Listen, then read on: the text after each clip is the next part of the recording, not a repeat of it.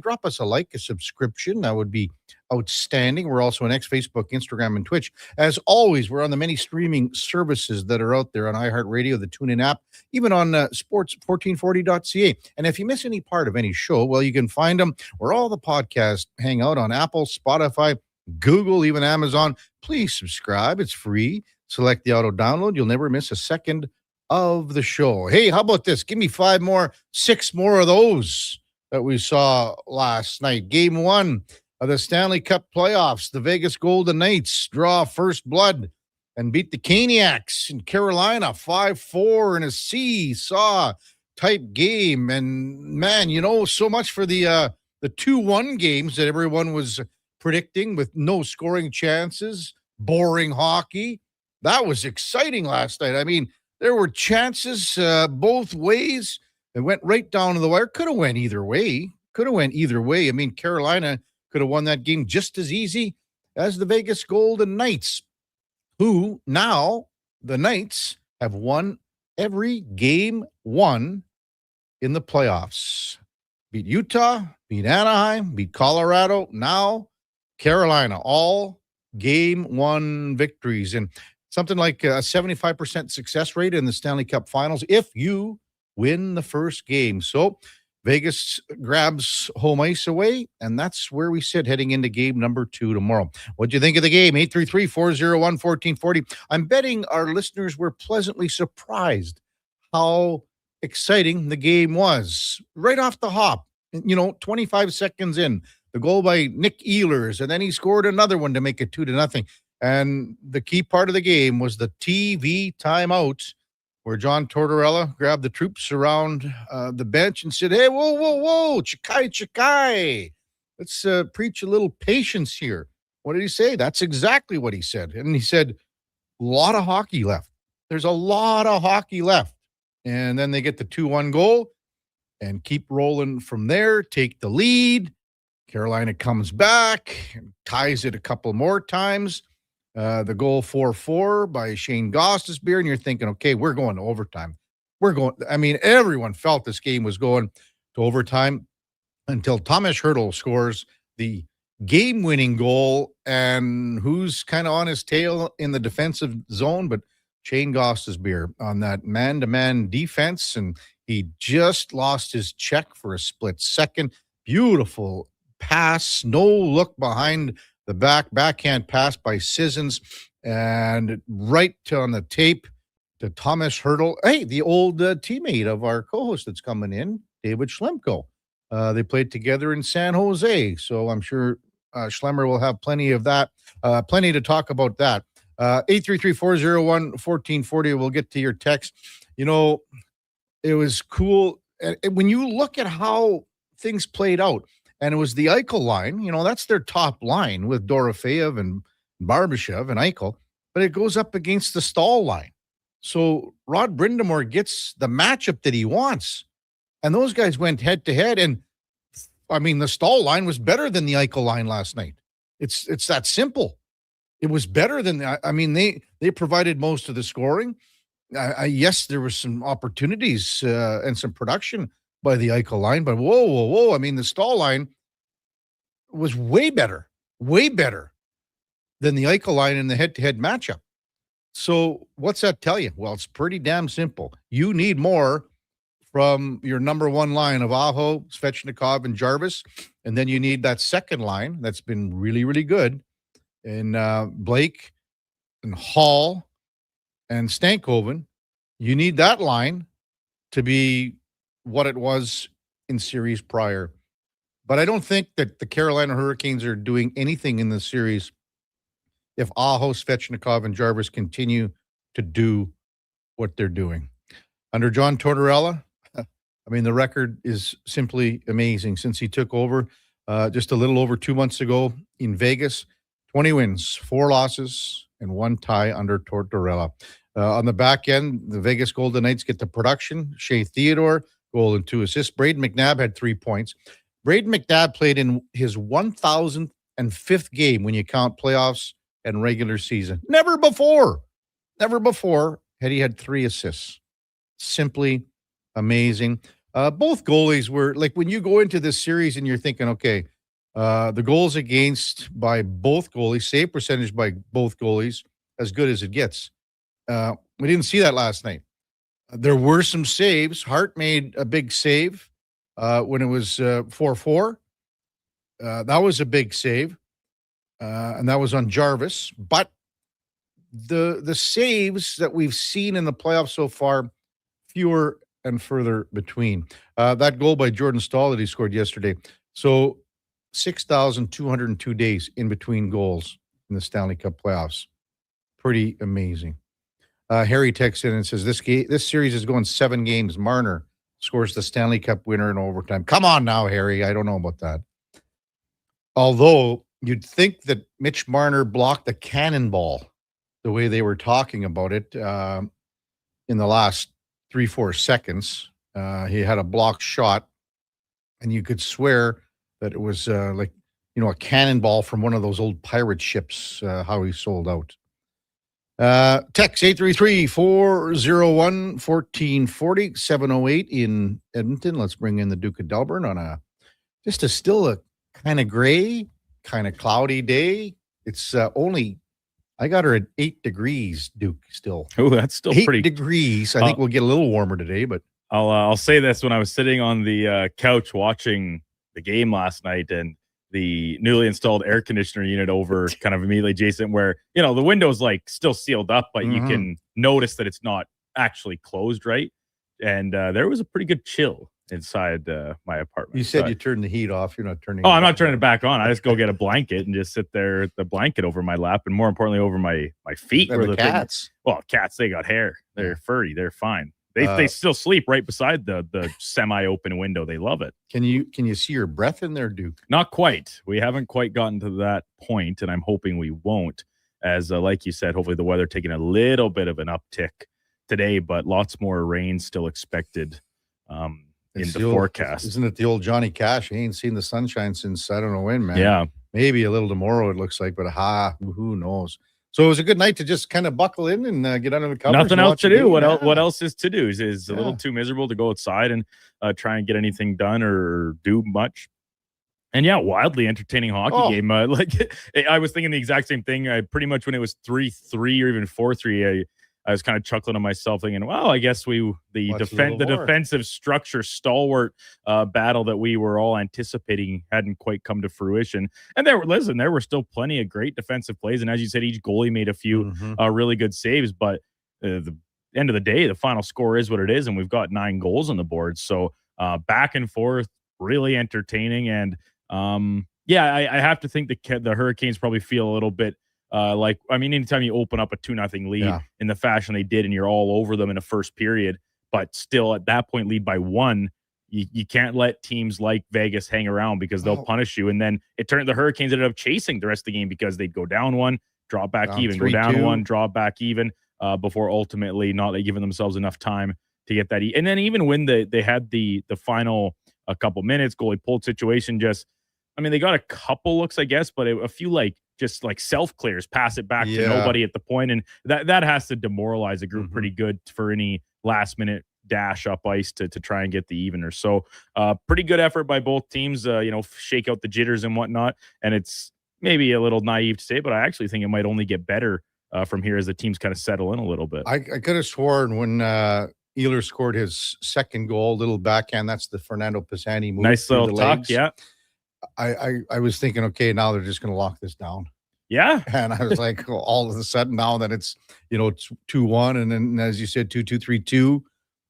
I just thought it was a very wildly entertaining game, to be honest with you, in the sense that we saw the offense and saw the talent and saw the creativity of a lot of players that have that, but maybe don't always necessarily get the leash and get the reins to do it. Right. So, even I think I listened to the post-game stuff. I don't know how much you did, but Tortorella was asked, do you normally coaches are they like a little less freewheeling, a little less and more lockdown. And he just, he answered, the way he's answering his questions they're way different, man, than years past. And Like he was just sort of saying, well, guys are going to make the plays here. I mean, this is how good these guys are. You just can't afford to make big mistakes. Jay and Victoria texts in, very exciting game last night. One mistake, it's in the back of the net. Tort's brilliant. Love him or hate him. He's got the team working. Carter Hart made a couple of massive saves. Stu Lowe says, I'm not a huge Tortorella fan, and I'm honestly surprised things are going so well for him in Vegas, but you got to love how fired up he gets and how he drags his team into the fight. Makes you wonder if the Oilers need a bit more emotion from their next coach. Albach was great, but maybe lacking some intensity in key moments. Thoughts? Thanks, gents. Okay, we've had 4 months people talking about Chris Knobloch and maybe his stoicism. That's not, the camera would catch him at all those times, but they don't see the other stuff as well, and even in the room. I'm not saying that Chris Knobloch could have been a little more like what you're saying about Tortorella and guys like, Cassidy. Like, look at Brindamore on the bench. Like, Brindamore is pretty calm and cool. Yes, he loses it every once in a while, but Chris Knobloch would get into it as well. So I don't think you can't paint everything with the same brush all the time.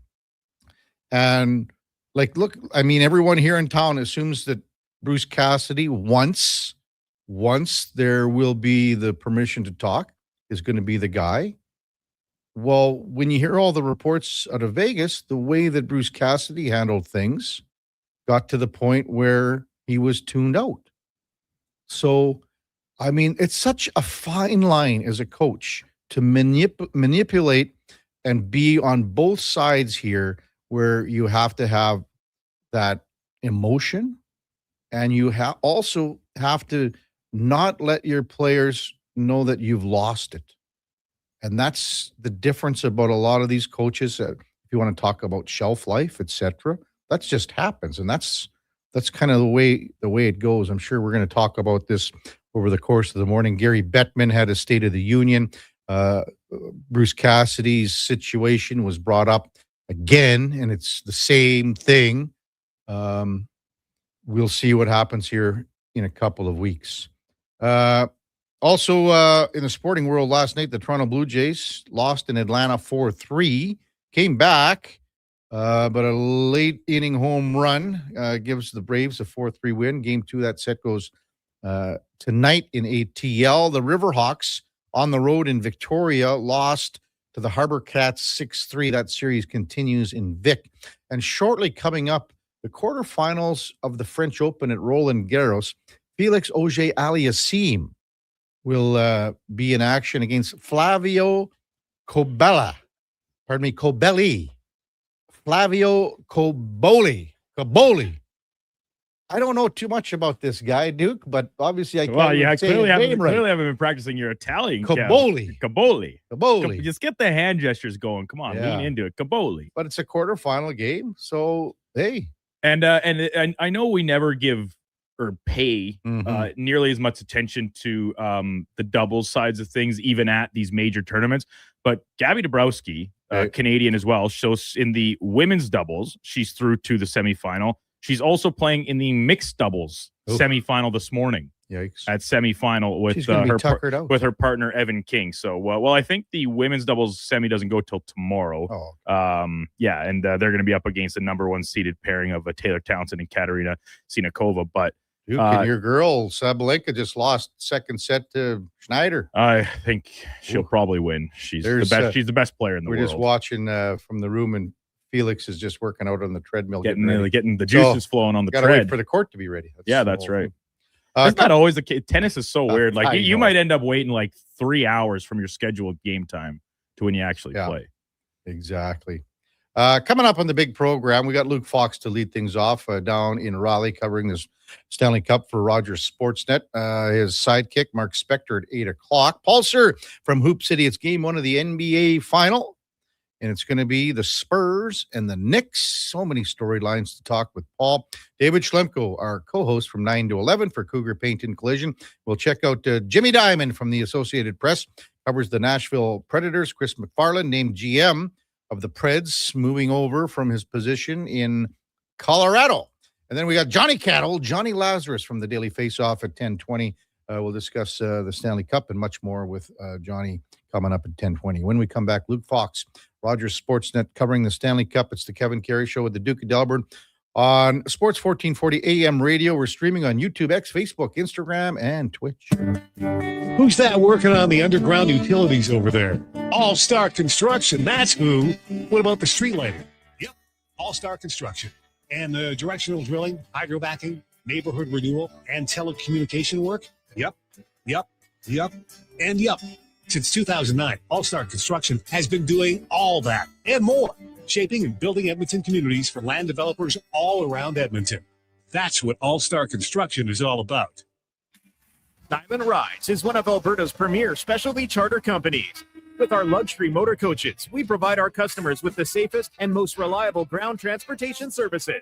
Our seatbelt-equipped, top-of-the-line motor coaches have become the preferred carrier for many local sports teams, tours, corporate outings, and other various travel needs across Western Canada. For more information and to request a quote, contact sales at 877-748-0991 or visit silentrides.ca. Say hello to your new favorite drinks. Introducing new McCafe Refreshers. Icy cool, undeniably refreshing, and available in 3 flavors. Strawberry watermelon, mango pineapple, and blackberry passion fruit. Only at McDonald's. Summer weekends in Alberta mean one thing. Tournament season. I brought the folding chairs. I brought the sunscreen. I brought the umbrella, just in case. But who brought the snacks to get through a doubleheader? I got Alberta's best beef jerky. Wilhauk Beef Jerky. The ultimate sideline fuel. Whether you're cheering on the kids or watching the pros, load up on Alberta's best beef jerky. Wilhauk Beef Jerky, because you can't have summer fun with salad. Only available in Leduc. The longest running basketball show in Canada airs every Saturday morning at 10 on Sports 1440. Hoop City with Paul Sir introduces a new generation of basketball talk, and it's right here on Edmonton's home for sports, Sports 1440. Here's what you need to know about Lux Windows. We work hard. We come in early, we stay late, we go above and beyond, and then we go a little further. Not for awards or a pat on the back. We work hard so that choosing our windows and doors is an easy decision for you. It's the Alberta way. It's the Lux way. Everything we are is windows and doors. A company born and bred and made in Alberta. The Lawnmower Hospital. Spring is here, and your lawn knows it. Get the professional grade cut your home deserves with Toro. The Lawnmower Hospital has the right Toro for the job, from the residential Toro Super Recycler to the high-performance zero-turn tractor for those larger properties. Shop now for exclusive spring discounts or 0% financing for 36 months on select units. Beat the rush and get your Toro in for service today. Visit lawnmowerhosp.com. The Lawnmower Hospital.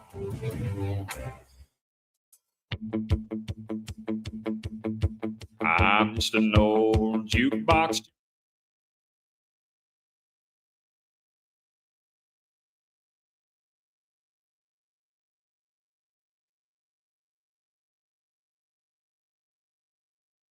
Have your sports curiosity cured with the Kevin Karius Show. This is Sports 1440.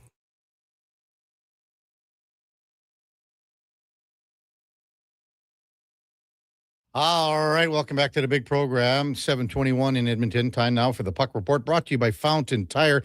And at Fountain Tire, we can meet all your car needs and then some with our digital vehicle report. We just don't tell you what your car needs. We show you. Book your appointment right now at fountaintire.com as we welcome back Luke Fox from Rogers Sportsnet. Good morning, Luke. You're with Kevin Karius. Thanks for jumping on Sports 1440 this morning. Really appreciate it. Yeah, happy to be with you, Kevin. Really exciting start to the Stanley Cup Finals. So I'm coming to you from Raleigh, and it's off to a fast, intense start, and I think we could be in for a doozy here. Well, that's great, because would you be one of the guys, Luke, that thought, okay, well, we've seen how tough these two teams can play, how they can lock it down, how big, and they don't give up much. Were you one of those guys that thought that's how the series was going to go? And then how refreshing was it to see 9 goals last night, I guess? Yeah, it certainly was refreshing, right? I mean, great for the fans. You could really feel the momentum swings in Lenovo Center last night. I mean, Ehlers comes out, scores on the first shot of the game, 25 seconds in, fastest goal to start a Stanley Cup final in 50 years. And the place just erupts. And then he scores again on a nifty deke, just basically owning Carter Hart to start the game.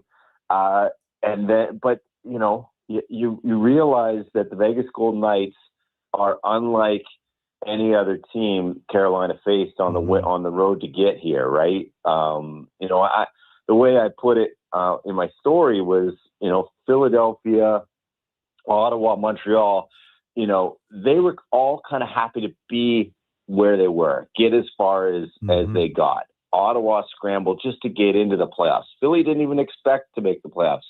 Montreal is the youngest team in the league. They were like, wow, we made it to round 3. Vegas expects this. They expect to compete for the Stanley Cup every single year. They're ruthless. They're always adding proven veterans. And I thought that experience showed, you get down on enemy territory, the place is going nuts, 0-2, and you score the next 3 goals. And it's like, okay, we got a counterpunchers series on our hands now. And I like that Carolina responded. And it really felt like, the offensive floodgates opened up. And I wonder if that's the teams feeling each other out. After the game, Vegas said they had never played a team of Carolina's speed or style yet all playoffs.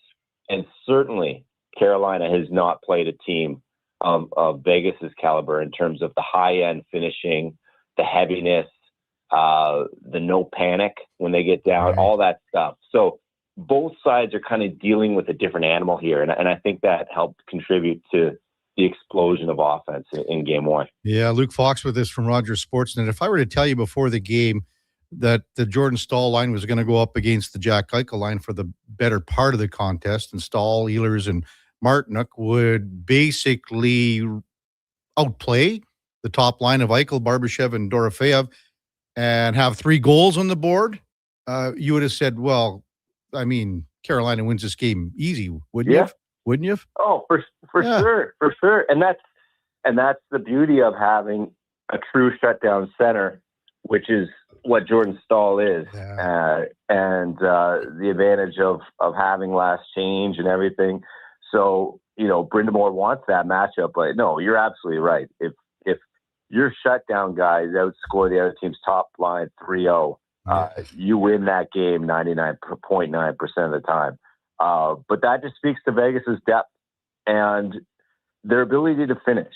It's not like they were pumping a million shots at Freddie Anderson's net, but they were patient. They waited for their windows to attack, and then they had elite plays to finish it off, like the Sissons to hurdle one that won it. Shea Theodore was a offensive beast all night. The play he made to Brett Howden, the little juke at the line, and feather that one in through a small window to get right on his blade. That's the kind of thing that good teams do. You need guys to finish. And after the game, I went to the Carolina side, and they were kind of lamenting their execution. Like, they were horrible on their power play. They've been bad on their power play all playoffs, and it hasn't really mattered. But you get into a series like this, and you have to take advantage of your chances.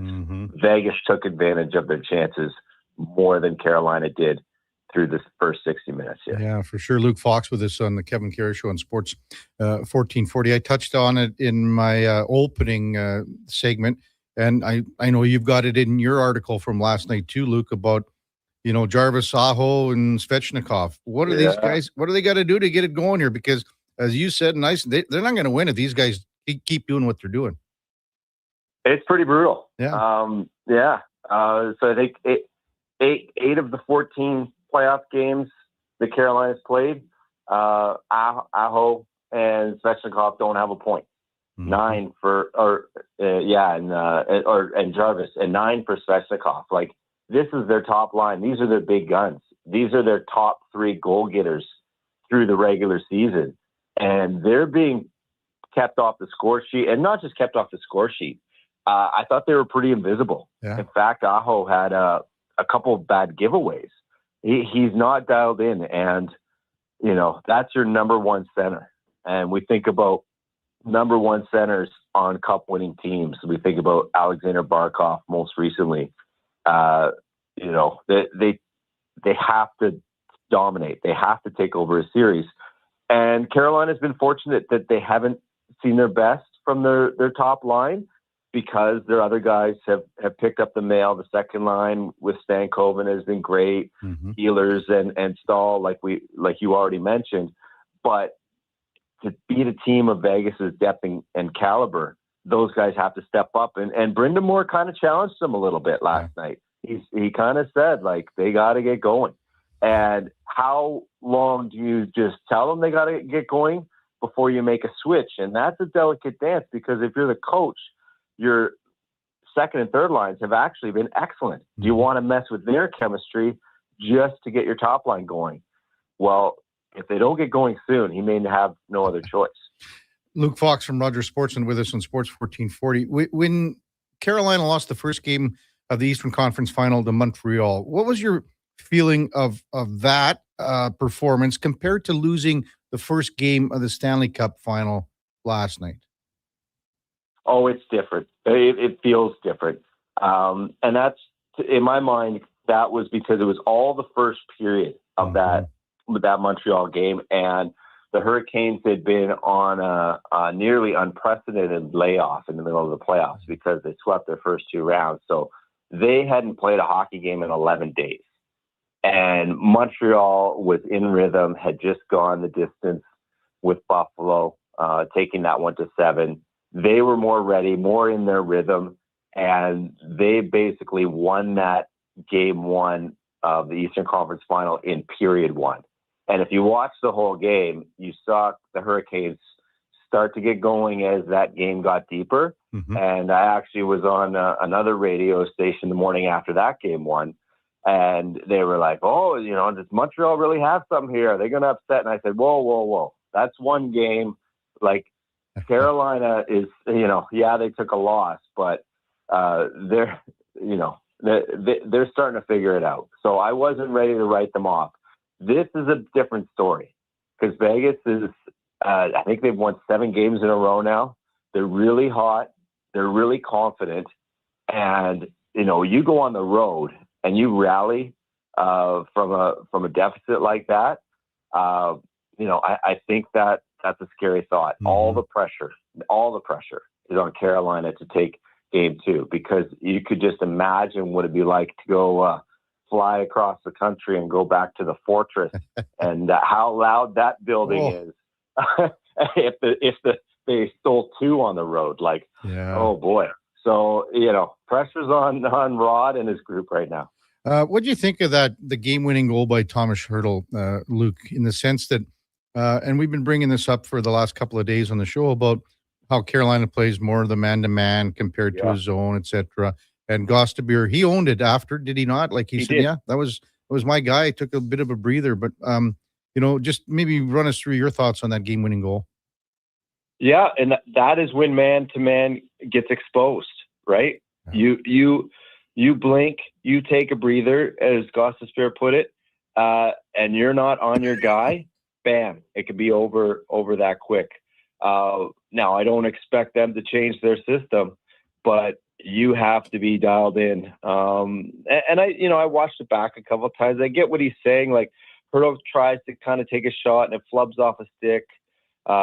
Sissons gets it and makes a great pass to Hertl, and Hertl's all of a sudden heating up after he kind of went cold towards the end of the regular season. He's finding it at the perfect time of year, but that's the man-to-man defense exposed right there. Yeah. And everything just gets magnified, right? Gostisbehere makes that mistake in November. Everyone shrugs and moves on. Now, it's a bit of a tone setter. But, I would go back even to the first Vegas goal that made it 2-1. That was the result of Carolina's mistake. So Brind'Amour was kind of harping on that at the end of the game. Like, we made more mistakes than we normally make. And that's not, but that's also because the other team is forcing you into those. Yeah. right? And I think Tortorella. I mean, I love Marty St. Louis as a coach, but I think Tortorella, his experience, he's going to be able to adapt to Carolina's pressure a little bit better. In the previous series, it felt like Marty St. Louis ran out of answers, and that they kind of limped their way out of the series. I think both these coaches should be able to adapt to what the other team's bringing a little bit more, and we may see more momentum swings. You know, it's weird covering the game like you are there. When you watch it on TV, as you know, it's different. So were you able after the game or even before, like you started to write your copy last night, Luke, to see Tortorella's speech to the team after the first timeout when they're down 2-0? I saw it after. Okay. I saw a clip of it after, but yeah, I thought it was great. And he didn't have to burn a timeout. He used it during the TV timeout. But that's a coach who has a good feel. And it's funny, you know, I think somewhere along the line, and it's, you know, some of it's surely deserved, he got this reputation as the hard ass, right? But that speech was very encouraging. I like his tone, I think, was very, very upbeat and kind of like, just stick with it. Don't, you know, we got this. Now, he's also talking to a bunch of guys who have won a Stanley Cup, right? They got a few new guys, Mitch Marner probably the most notable, Thomas Hertl for sure among that group. But most of those guys, your Mark Stones, your Jack Eichels, your Shea Theodores, these guys have won a cup before. They know what it's like when a team is, you know, pressuring you and a building's going nuts. And so, you know, part of it's on the coach, but part of it's on the players that, you know, this time experience, it's like you really can't put a price on it. You covered Mitch Marner, and you just mentioned a long time here, Luke. How big is this story going to keep building, you know, the potential of him winning a cup after all the years in Toronto? Yeah, I mean, I to be honest, it almost feels like what more is there to say about it? It's been very well documented. The kids are on a hell of a run, leading the playoffs in scoring, coming in as a lot of people's Conn Smythe front runner. But surely, if Vegas gets it done, and they're only 3 wins away, I know Marner's going to be asked about it.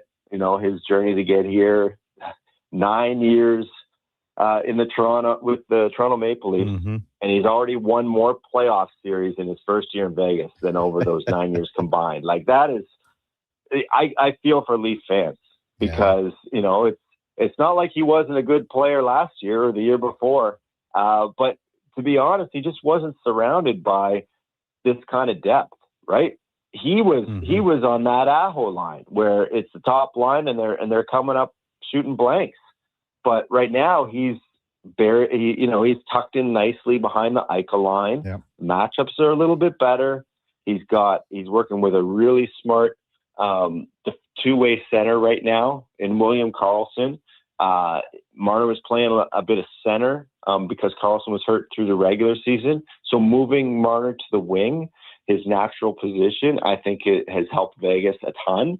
And but I'm sure it's going to be an emotional moment if this guy gets it done. But let's remember, he had a big moment in the Olympics. He had a big moment in the Four Nations. It's not as if, you know, he hasn't come up clutch before. It's just, unfortunately, it hasn't been for Toronto. One last one for you, Luke. You were here in Edmonton the last couple of years, and to see the Stanley Cup final, the atmosphere in Edmonton, give us a comparison because it's been, 20 years since Carolina's had a Stanley Cup final game there. Well, nothing beats Edmonton in terms of, Oilers Nation taking over the whole city, and you feel that the Cup is happening in every single neighborhood you go to. Nothing really tops that. But what I will say is in Carolina, when you're out at the rink, I don't know if you've ever been here, but it's kind of on its own. It's not like there's a ton of bars and restaurants, like you're coming off a highway exit. But when you are here, they have an amazing tailgate culture. Yep. The fans are all decked out in sweaters. They really love their canes. They know the game now.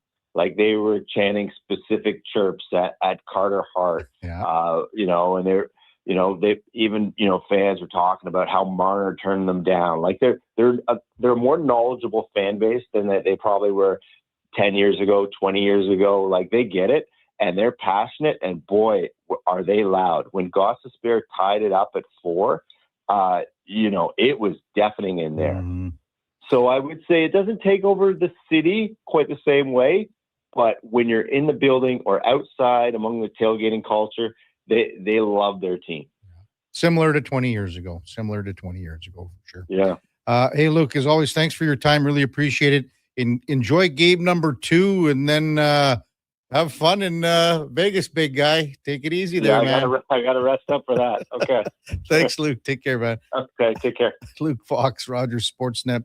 The Puck Report brought to you by Fountain Tire. We care about one thing, and it is your vehicle. Book your appointment at fountaintire.com today. I think I saw a post from Terry Jones that was in studio talking about his book on the brick, saying that if say this thing ends in Vegas for the reporters, like in game 6, something like that, she could be lights out for a lot of guys that are going to hang out down there.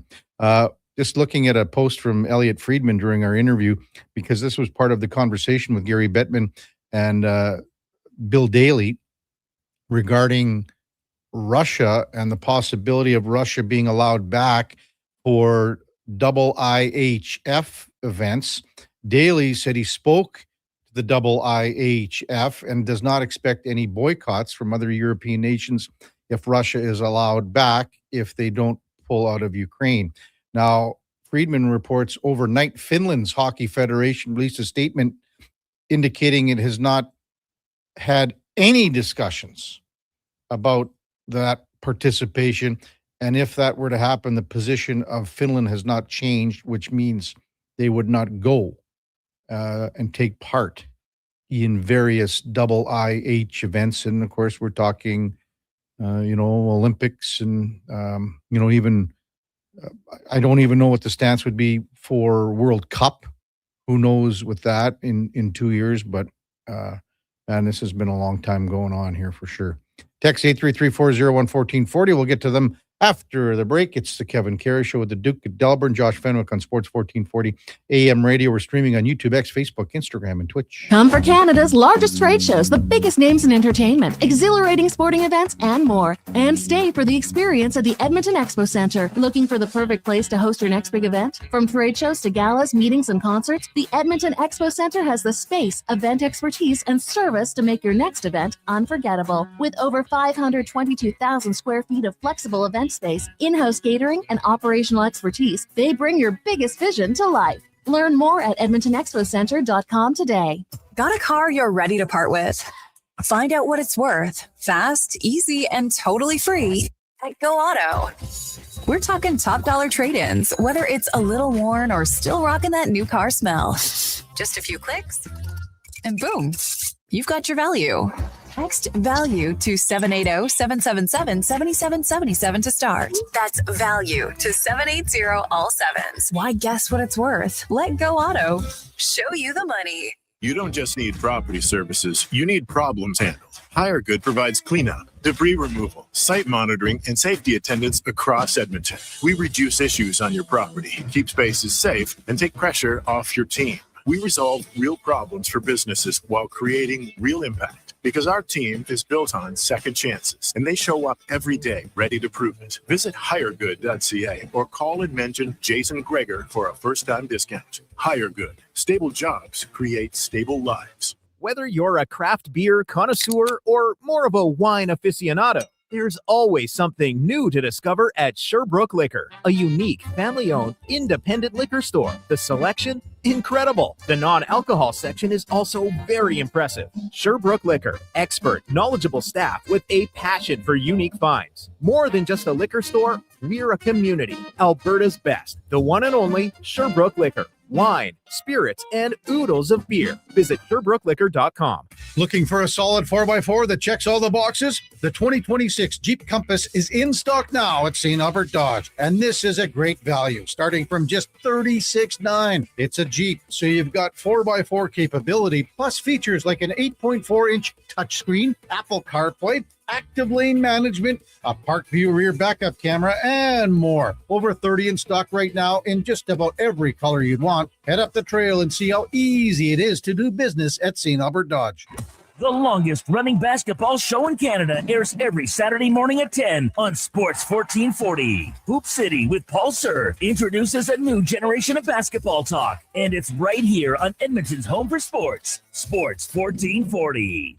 The Brick is thrilled to introduce the new exclusive Shaquille O'Neal home lineup of furniture. Each piece features premium Shaq-beaded memory foam for exceptional comfort. Made to be lived in and loved for years. Each piece is built on a strong hardwood frame, offering sturdy comfort day after day. Head to any Brick location and snap a photo with Shaquille O'Neal. A life-size Shaq is waiting in store. Scan the QR code and upload your pic for a chance to win one of 4 Shaquille O'Neal home pieces. Exclusively at the Brick, saving you more. Are you overwhelmed by debt and getting non-stop calls from creditors? It can feel like there's no escape. Debt doesn't have to be a life sentence. A single call can turn things around. My name is Parveen Middleton. I'm a licensed insolvency trustee at BDO right here in Edmonton. I can help you become debt-free with a solution just for you. Let's put an end to those calls from creditors together. Call 1-833-BDO-TALK or visit bdodebt.ca to discover your debt-free future.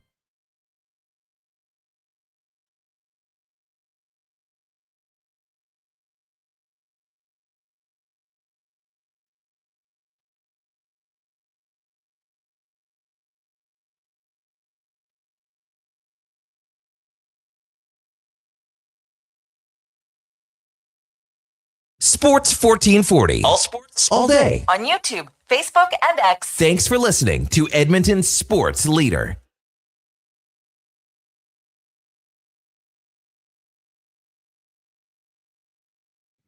All right, welcome back to the big program, 744 in Edmonton. Big upset at Roland Garros at the French Open. Number 1 seed Sablenka loses to Schneider on the women's side of the draw in the quarterfinals, and then she dips into the cooler and grabs a couple of ice-cold beers. No, just kidding. Wouldn't that be something? Schneider wins it and then all of a sudden cracks a couple. Yeah, how does Molson Canadian take over Perrier as the courtside refreshments official sponsor? That would be a tough one as we're watching. But I'll tell you what, now the draw's a lot different with old Sablenka out, Sabalenka. So Schneider is going to take on Chawalinska in the semis, and it's going to be Kostyuk and Andreeva.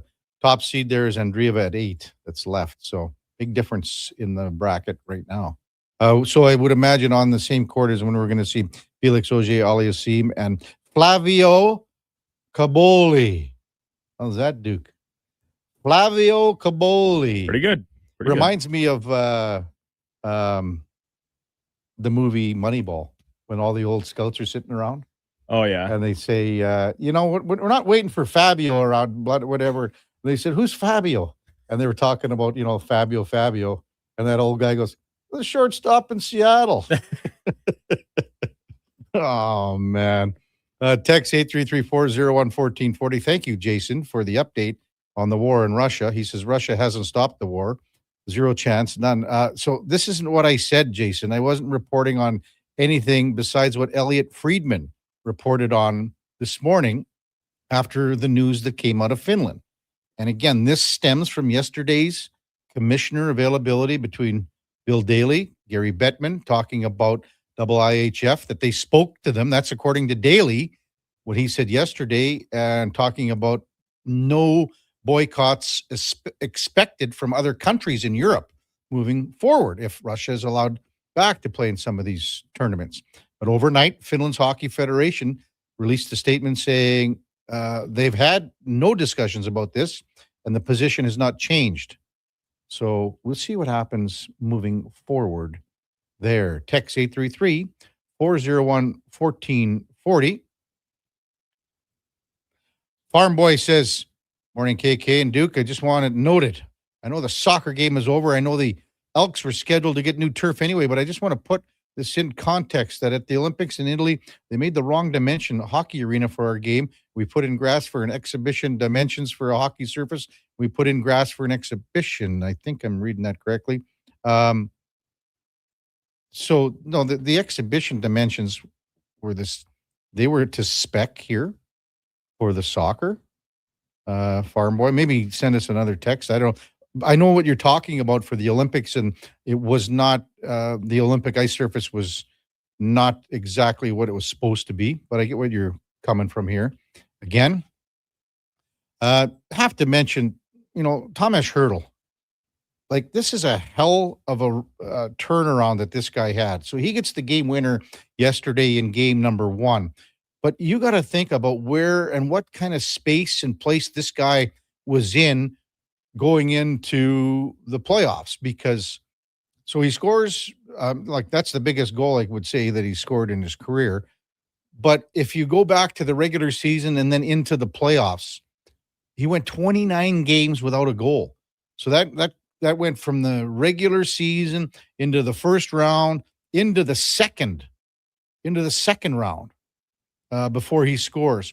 Like, the other thing too, and we talked about it, and this is a great conversation we have at 9:00 with David Schlemko, because they played together in San Jose. So he waited 10 years to get back to the Stanley Cup final himself when he was a member of the San Jose Sharks. The other thing that is going to be cool, and Schlemmer's pretty tight with him, is Joe Pavelski.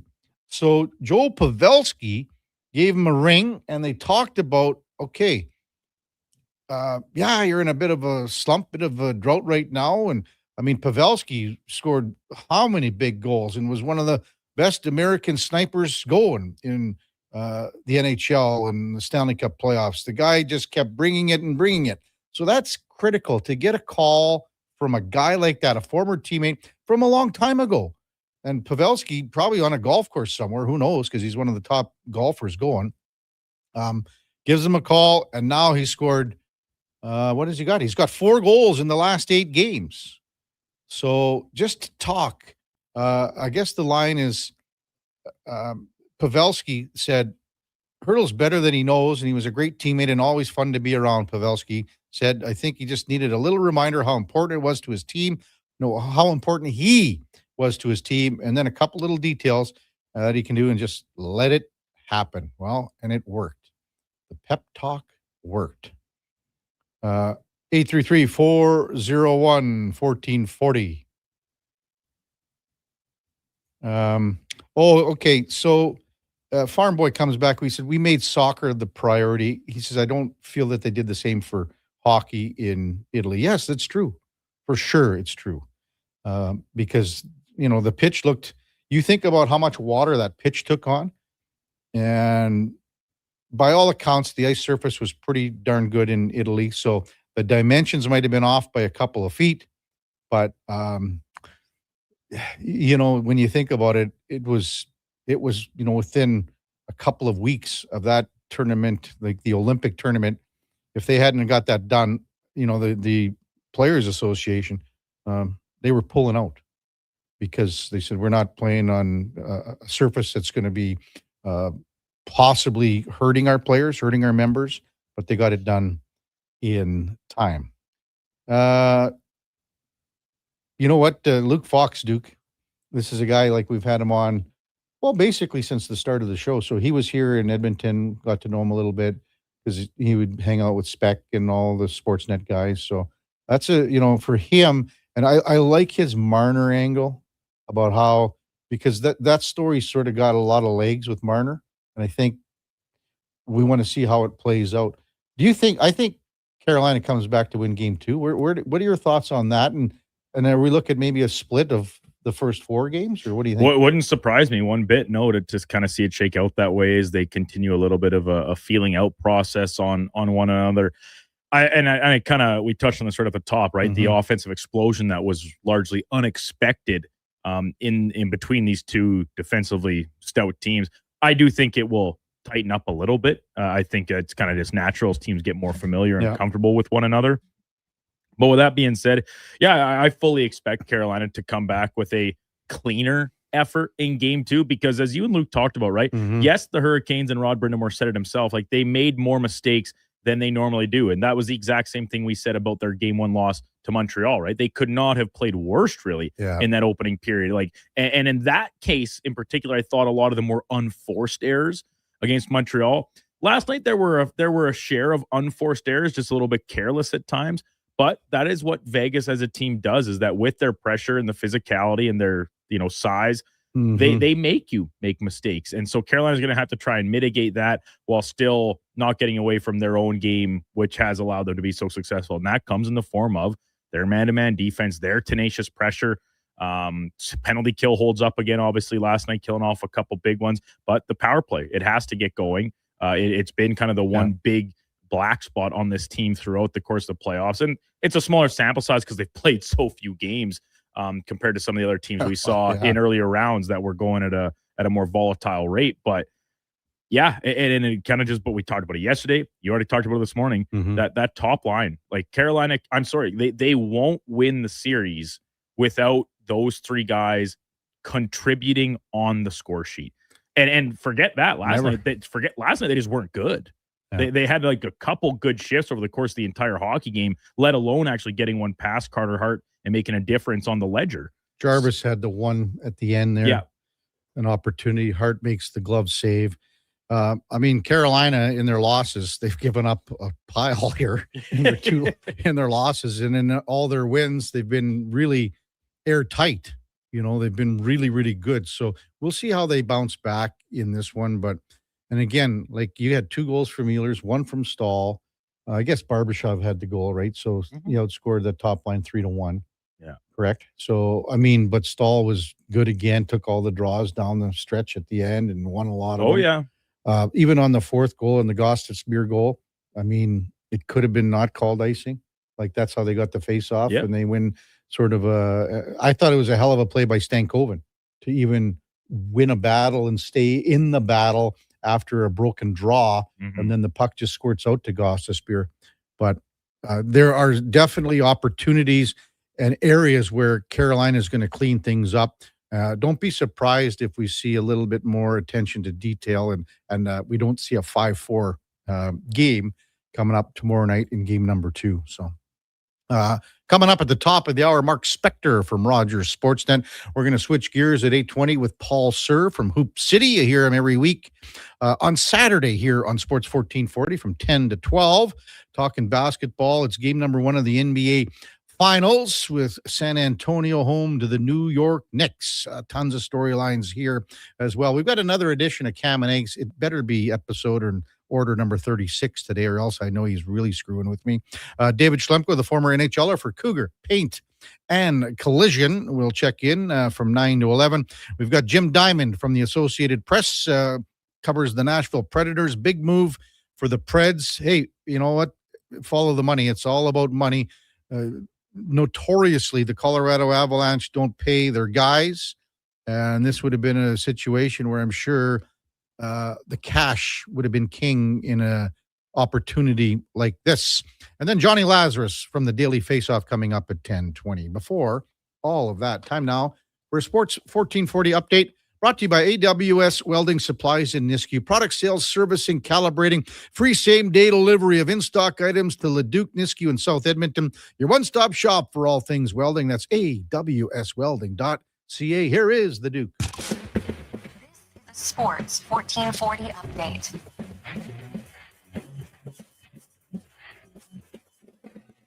Vegas Golden Knights take game 1 of the Stanley Cup Final 5-4. The final score from Raleigh. Tomas Hertl netted the game winner with under 3 minutes to play. Shea Theodore and Braden McNabb each with 3 points from the back end for Vegas as they take a 1-0 series lead. In the majors yesterday, the Toronto Blue Jays dropped their opener in Atlanta 4-3 at the hands of the Braves.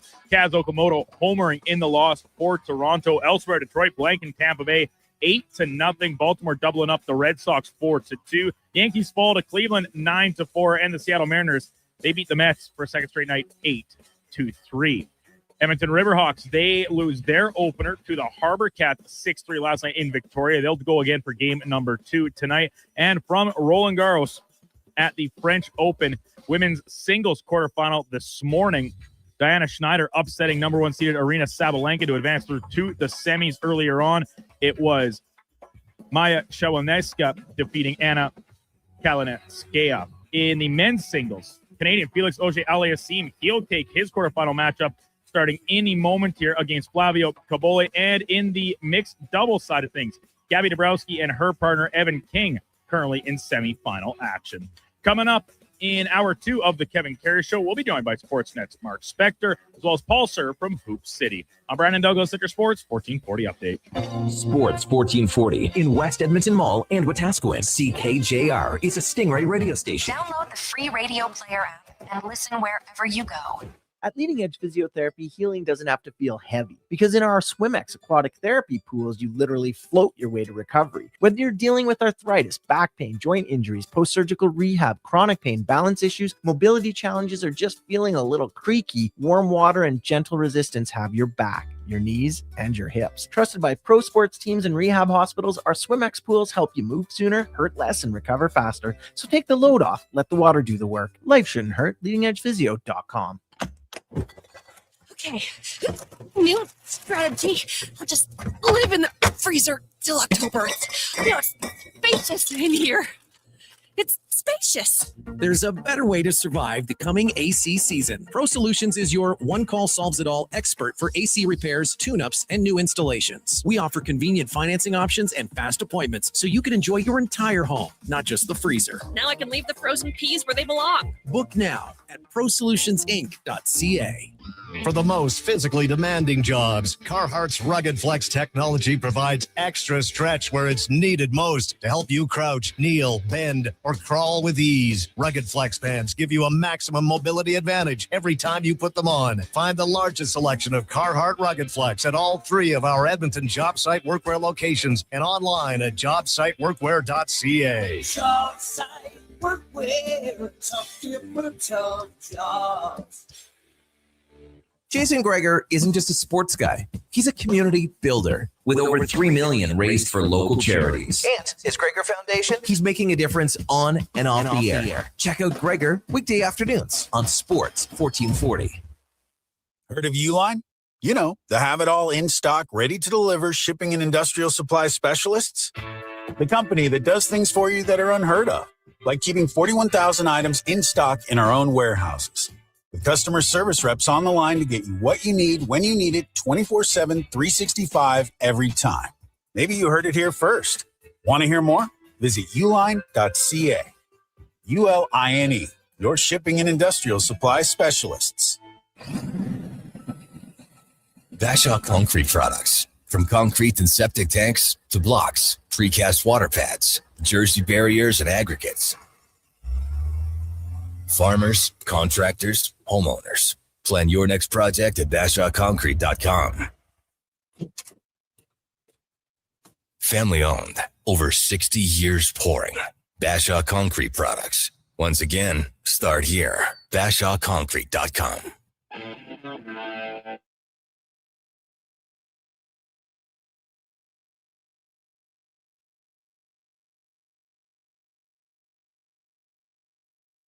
Have your sports curiosity cured with the Kevin Karius Show. This is Sports 1440.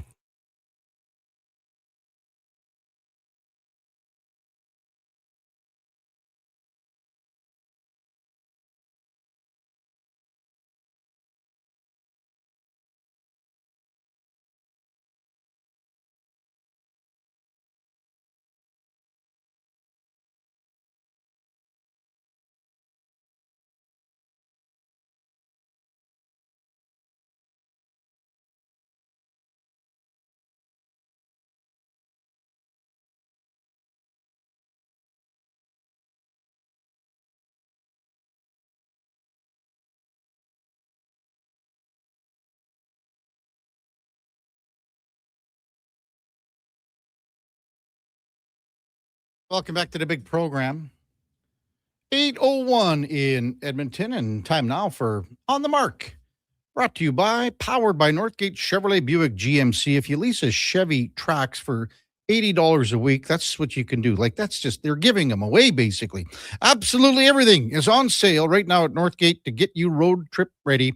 Northgate GM, your road trip headquarters. Check them out at northgategm.com. $80 a week for a Chevy Trax. You can't beat them. As we welcome in Mark Spector from Rogers Sportsnet. Good morning, Spec. What's happening, brother? How are you, man? Oh, I wasn't sure what we were going to see in game one last night. And I was very pleasantly surprised to watch, a really good hockey game that was exciting that you watched to the end. I was thinking when it's 2-0 Spec, I'm going, oh man, Carolina's going to lock this down. But it wasn't like that. So it was fun to watch for sure. Yeah, Sorry. Give me, I said off the top, give me 5 more of those, and that'll be a hell of a Stanley Cup final. Oh, for sure, man. That was a killer game. Ehlers scores, was it 35 seconds in?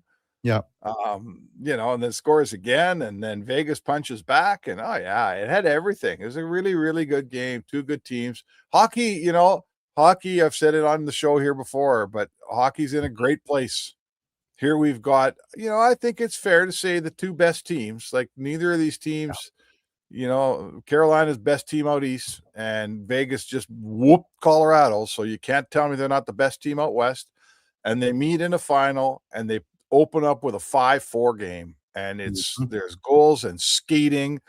And the rules are such that you can't impede your way to a Stanley Cup anymore. You got to actually play and skate and move pucks. There was 3 breakaways probably in the game last night, which you could have watched 3 series of the LA Kings in 2013, and there wasn't 3 breakaways in any of those. So awesome. The hockey's awesome, and we're blessed to have it. You might not like the uniforms the guys are wearing out there, but the hockey sure is good. That 9 goals on 50 shots. Like, if you were to say there would be 50 shots last night, most people would have said there would have been 3 goals, and that's about it. Right. Yeah. And, the old days when Jonathan Quick had a 925 or a 940, and J.S. Jaguar, and all these big goalies that just stopped everything. I guess if you're Kevin Woodley, you love that stuff. But I frankly found it got old watching goalies with a 945. It doesn't, I'm not a goaltending freak, and that doesn't do it for me. So between the equipment and the, goalies' equipment getting smaller, hockey sticks getting more flexible and shooting harder pucks, the rules that allow you a little bit more time and space, all those things, we got a bunch of goalies where if you have a 900 save percentage, that's now considered pretty good, isn't it? Oh, absolutely. 900 is almost the benchmark. Right now. Mark Spector with us on Sports 1440. The third line of Carolina was the best line on the ice last night. They basically held Vegas's top line in check. So how, if you were to say that they were going to outscore them 3-1 last night, you would have sworn that, Carolina's got this game. Yeah. So except for one thing.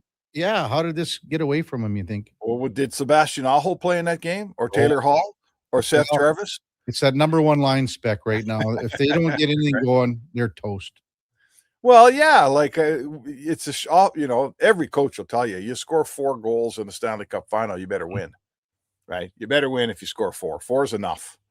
So, I guess obviously they allowed 1 more than that, but they did that with 3 of their top offensive players really not contributing at all. Yeah. And, frankly, Carolina probably should have won that game, 6-5, 7-5 or something if the big boys are scoring 2. So, hey, whatever, you know what? I guess it's not just enough to get some third line goals. You got to be able to defend a little better, and everybody else still has to pitch in. And again, the template isn't score 4 and walk away with your arms in the air. They scored 4 last night and got the ham sandwich. You don't see that very often. The ham sandwich is like what goes on there, Spec?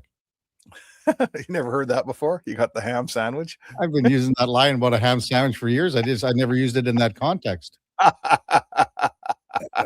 Having said that, Spec, do you think especially Carolina tightens things up for game number 2?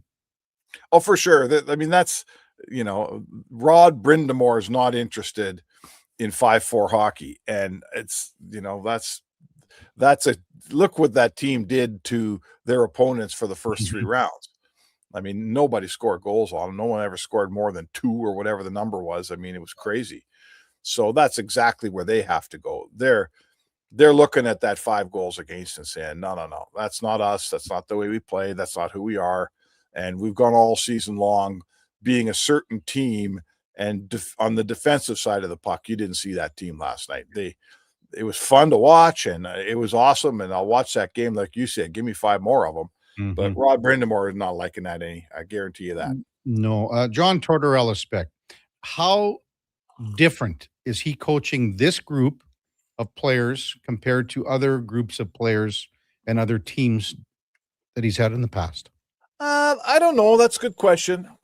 Tactically, like I think he said earlier in the run that he said someone sort of asked him a version of that question, and he said, "Listen, I was teaching things in Philly that these guys in Vegas learned," and I'm paraphrasing here, that these guys in Vegas learned a long time ago. Like when you're in Philly, you're coaching up a young club, and you're probably teaching some lessons that you're sure as hell not teaching the Vegas Golden Knights. They've been through it here, so it's a different job. It's a different mandate.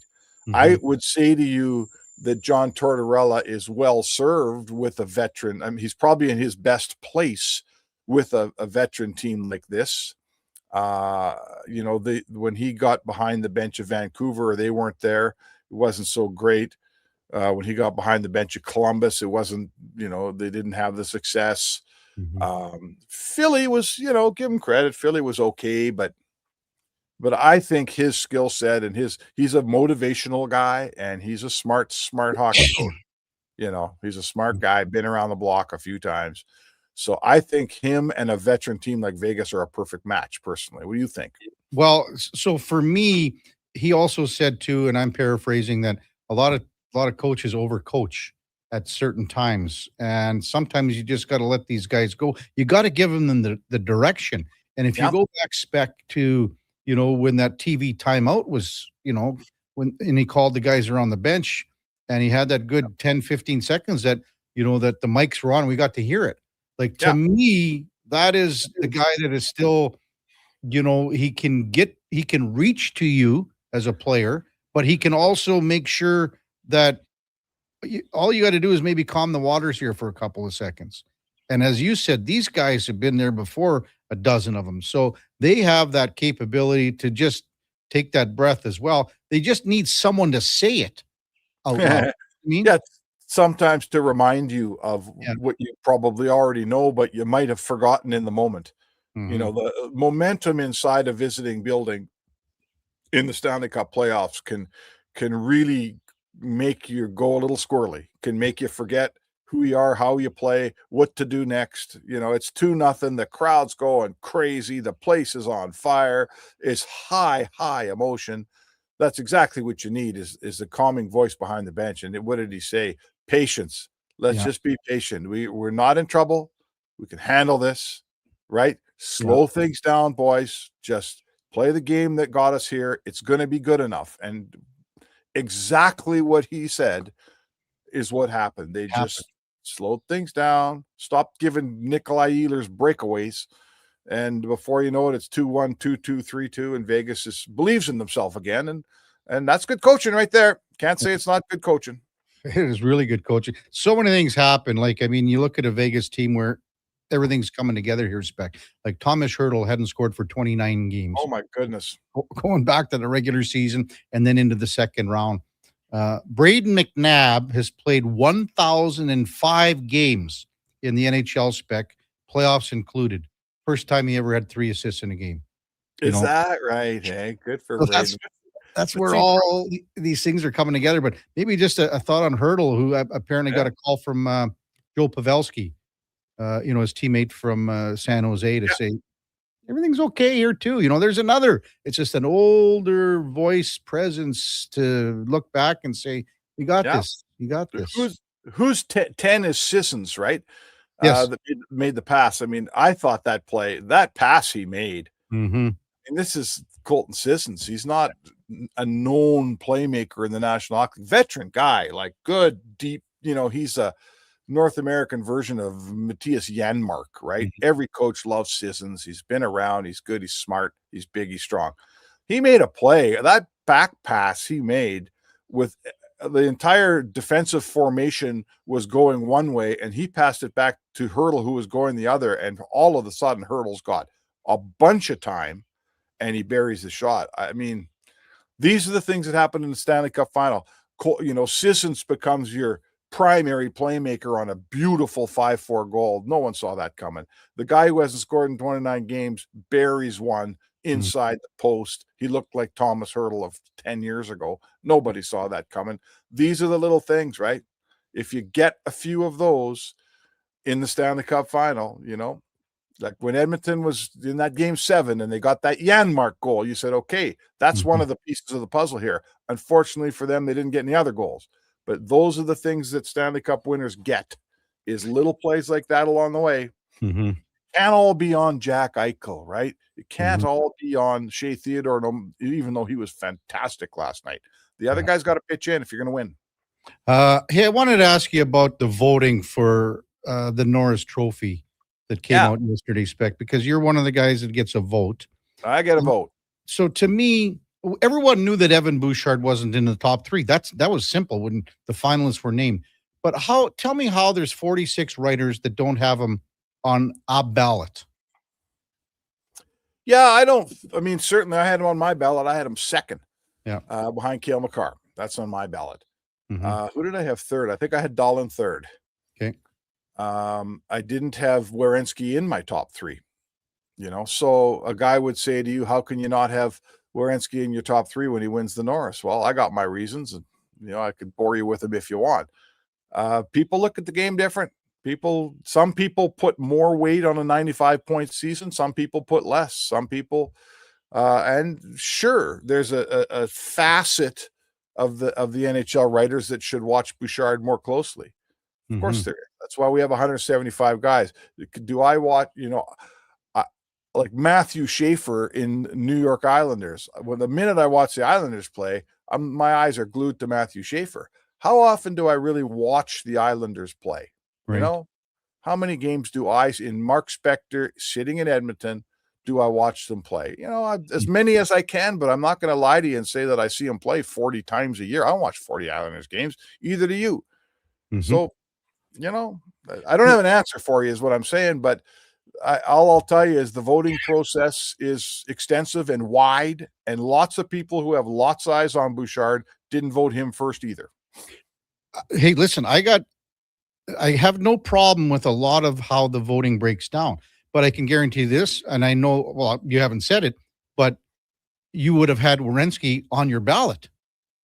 Yeah, he was, I think, 4th on my ballot or 5th. So that's what I'm saying. So how do 46 writers, 46 guys, I would imagine all East Coasters, all American. I don't know. It'll come out. Come out. It's a good question. Like, 2 things. First of all, after the awards ceremony, every single vote will be on the PHWA website. So you can see, the answer to your question awaits, Kevin. You can see exactly who those guys are and phone them up and get them on the air and ask them what they're thinking. Right. So that part I like. There's no hiding anymore. I personally don't see, I don't understand how a guy could set, like he's only, let me get this right now. I believe only 4 players, like that 95 points that Bouchard has was the 10th most of a defenseman in history. But I believe the top 9 spots are shared by like 4 guys, if I'm not mistaken. I think a few of those are Bobby Orr. A few of those are Paul Coffey, right? Yeah, Carlson's in there. Yeah, my memory serves that he's like the 5th guy in hockey history to have 95 points. To me, that's, I get it. I value defense too. I think you don't, like Carlson winning those Norrises, sometime that Norris I didn't think was that smart. I didn't vote for him, but whatever. I think the 95 being a group of 5 in hockey history's gotta put you on the ballot. Come on. You kidding me? How are you not on the ballot? That's what I don't understand. I get how there is again some bias towards some players that you see more often, and that would be for guys like us out here, for a Makar, Or even, like I actually watched a lot of Buffalo games, and I thought Dahlin was really good all year long. Oh, yeah. Morris Sider was, when you looked at all the stats, Kevin, Sider's right there. Yeah. Right there for all those things. Yeah. And he's fifth. And, so to me, again, it just doesn't make sense when you don't have a guy that had the season that he did in Evan Bouchard, that he's not on your ballot. I could see maybe, I don't know, 6, 8, 9, 10 writers, but not 46. That's what blows me away. Yeah. Well, I think there's a sort of a story there. Like, it's a bit of a narrative, when, like, for instance, I've said this before on the show, when Evan Bouchard coughs a puck up and it ends up in the Oilers net, first of all, every guy clipping highlights for TSN, every 22-year-old intern clipping highlights for TSN and Sportsnet in Toronto, he grabs that and it's in there, right? It's in there. When Quinn Hughes does that in Minnesota, well, first of all, Minnesota's highlights are way down the pack, right? They're like down there. You've done this for a living, Kevin. 30 seconds long. They're 30 seconds long, where the Oilers are a minute and a half long. And the Quinn Hughes mistake, the Rasmus Dahlin mistake, it's not even in the highlights. It's become a narrative for Bouchard, and unfortunately for him, he's a bit of a cause of that. He's made a lot of big grade A blunders, and now that's what gets shown, and it's a shame. It's a shame because there's so many other great plays that go with it. He's more than that, but that's a narrative, and it's going to be a tough one to bust for him. Stay dry out there, Spec. It's coming. The sun's coming. We'll look at that big yellow thing in the sky someday. I know. It's like, buddy. All right, brother. Have a great day. Yeah, you too. Mark Spector, Rogers Sportsnet on the Mark, brought to you powered by Northgate Chevrolet Buick GMC. This truck's for you. Check them out at northgategm.com. When we come back, Paul Sir from Hoop City will bust down game number 1 of the finals tonight. Spurs and Knicks on the Kevin Carey Show with the Duke of Delburne. Josh Fenwick on Sports 1440 AM radio. We're streaming on YouTube, X, Facebook, Instagram, and Twitch. Everything is going to be okay. If you're feeling the weight of too much debt, you have options. I'm Dan McDicken, a licensed insolvency trustee with Faber. Becoming debt-free is possible, and a personal bankruptcy or a consumer proposal will get you there. Schedule your free Faber Focus session at faber.ca today. You'll learn how a consumer proposal will eliminate your debt by paying a percentage of the amount owed without interest. At Faber, we've got your back. Hey there, I'm in the Fountain Tire sidecar, making a list of the things I'm doing this spring. 1, saving you money with up to 20% off select tires until June 13th. 2, water skiing, tricky in a sidecar, but fun. And 3, saving you more money with mail-in rebates of up to $100 off a set of 4 select tires and $50 off a $150 service with the purchase of 4 select tires. Oh, that's 4 things. Oh well, restrictions apply. Book online at fountaintire.com. Fountain Tire. We're on this road together, Canada. The sun's out, the pavement's warm, and that low rumble of a Harley rolling by? Oh yeah, that's calling your name. This is riding season, and if you've been thinking about a new ride, Harley-Davidson of Edmonton has the one that'll get your heart pumping. With a huge selection of new and pre-owned bikes, there's one waiting for you. Whether you're upgrading or just getting started. And while you're there, ask about test rides, because the only way to know is to ride it. For more details, visit Harley-Davidson of Edmonton on the Yellowhead Trail, locally owned and operated since 1980, or at hdedmonton.com. With Play Alberta, backing the home team goes beyond the bets. That's because your picks have provincial impact. Play Alberta is the only app in the province that puts all revenue directly back into supporting programs and services that Albertans rely on every day. By investing in the General Revenue Fund, every play, bet, and buy made on Play Alberta helps make a difference across the province. Visit playalberta.ca/Gregor to learn more. That's playalberta.ca/Gregor. Must be 18 plus to play. If you gamble, use your game sense. Your favorite teams, your favorite sports. This spring, catch all the action at Selly's Sports Bar and Lounge. Never a bad seat in the house. The finals are here, and Selly's has game day food and drink specials, plus a championship menu with something for everyone. From great goals to thrilling three-pointers to huge home runs. Spring brings the best to the big screens at Selly's Sports Bar and Lounge at all 3 Century Casino locations, Edmonton, St. Albert, and Century Mile. Every day is game day at Century Casino. Hi, it's Jason McCoy. You know, music's given me a lot of great moments, but nothing means more than time with my dad. When he was diagnosed with prostate cancer, a simple PSA blood test was key in detecting it early, and we got more years, more laughs, and more memories. Guys, it's a quick test that just might end up saving your life. Join the Princess Auto Motorcycle Ride for Dad in Edmonton, Saturday, June 13th. Register or donate at ridefordad.ca.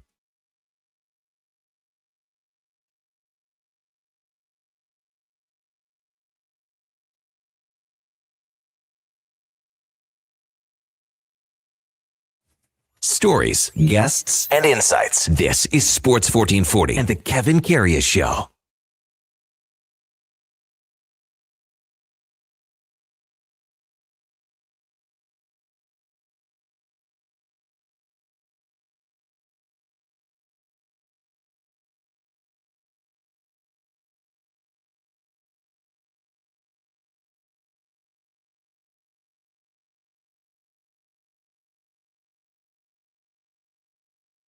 All right, welcome back to the big program. 8:22 in Edmonton, and time now for the headliner of the day, brought to you by Mr. Rooter Plumbing. Draining clogged pipes like three-pointers for all your plumbing needs. Go to mrrooter.ca as we welcome in Paul Sir, the host of Hoop City. You hear him every Saturday from 10 to 12 right here on Sports 1440. Good morning, Paul. You're with Kevin Karius as always. Thanks for jumping on Sports 1440 to talk a little NBA Game 1 tonight. Can't wait for this one. Thanks, Paul. Great to be here, Kevin. And like you, I can't wait. I think we've been spoiled with a game almost every night for the past several weeks, and now we have this gap. So yeah, those of us who are really interested, we're raring to go as well. You know, when I think about the Knicks, to be honest with you, Paul, I think about the Toronto Maple Leafs. And that's, I mean, they've missed not a generation, maybe a generation and a half, maybe two of, you know, fans not being able to experience a championship. The Leafs was 67, you know, half dozen years later for the Knicks. But, you know, when you look at this franchise as a whole and you think about how long it's been, what do you think the feeling is of, like, say, Knicks Nation going into the finals here, Paul? New York is such an interesting city. And that, of course, is reflected in its sports, culture, and landscape across the spectrum for all of their teams. Mm-hmm. But the Knicks, along with the Yankees, I would say are probably the two teams in that city that garner the most emotion. And long-suffering, yes, but never losing that sense of New York entitlement that they have in there, that they deserve this, that it's our turn. And they feel that way every year. And now for them to get back to the finals, the passion and the emotion in that city must be off the charts right now. It is off the charts. So it's going to be, you know, New York is such a unique, like I said, city in general, but their sports culture is really unlike anywhere else. And now with the Knicks there, it's going to be great. I think you're so bang on there, Paul. You know, I've been to New York so many times and experienced that. It's funny when you mention the Yankees and, you know, you take them over, like the Mets there was that little time in the late 60s and the Miracle Mets, and they penetrated a little bit of that New York sports culture. And I would say the same with the New York Jets a little bit, because they were the little stepsister that came in, you know, where the Giants were there for all those years with Frank Gifford and all that. And then when Joe Namath came to town, they sort of got an identity too. So I think there is that identity that the fans have with a couple of sports teams. And I think you're probably banging. I'd probably have the Knicks at number 2 here. I probably would, Paul. I think so too, Kevin. And, you know, with you having been there so many times, you know, the experience in New York is really unlike any other city in the world. No matter where you go or when you go, wherever you go in New York, it's bustling. Mm-hmm. It's an absolute it's an atmosphere unlike anywhere else. And on the sports culture side, of course, the venerable the Yankees are just something unique and special in and of themselves. But the Knicks have that. Yeah. Jets with Joe Willie, yeah, that was great in that moment. The Mets in that moment. but like you look now, the Brooklyn Nets, they never have really taken hold at all. Like they're an afterthought at best in New York City. Jets, Yeah. Giants, yeah, they're you know, they love them, but they don't love them like the Knicks. The Knicks have just a whole different deal going on. Yeah. So conversely, when you look at San Antonio here with their young core led by Wemby, and hey, you got to win the first one to even bring up that dynasty word here. But there's an opportunity here for these guys with the core group that they have. And OKC's always going to be in the mix in the West, but now we're talking the exact opposite of what the New Yorkers have been doing. But now maybe the Spurs can do something, 25, 26 years later that they started back then, and to do it one more time and to string something together that's special. Well, the Spurs have a special history with winning championships, and it's very recent. One of the most impressive things, I think, Kevin, about the Spurs is their complete, total, and unwavering commitment to their culture. They have been willing to lose in multiple seasons to try to get back to relevance. And they've done it through the draft, through strategic trades. And of course, it never hurts when you get the lottery pick and you get to pick a kid named Wemby. I mean, there's a little bit of angelic blessing, let's say, on the franchise that would go a long way anywhere. Whoever got Wemby would have a leg up on everybody. Yeah. But now you're right, their position, like OKC is. And I think the interesting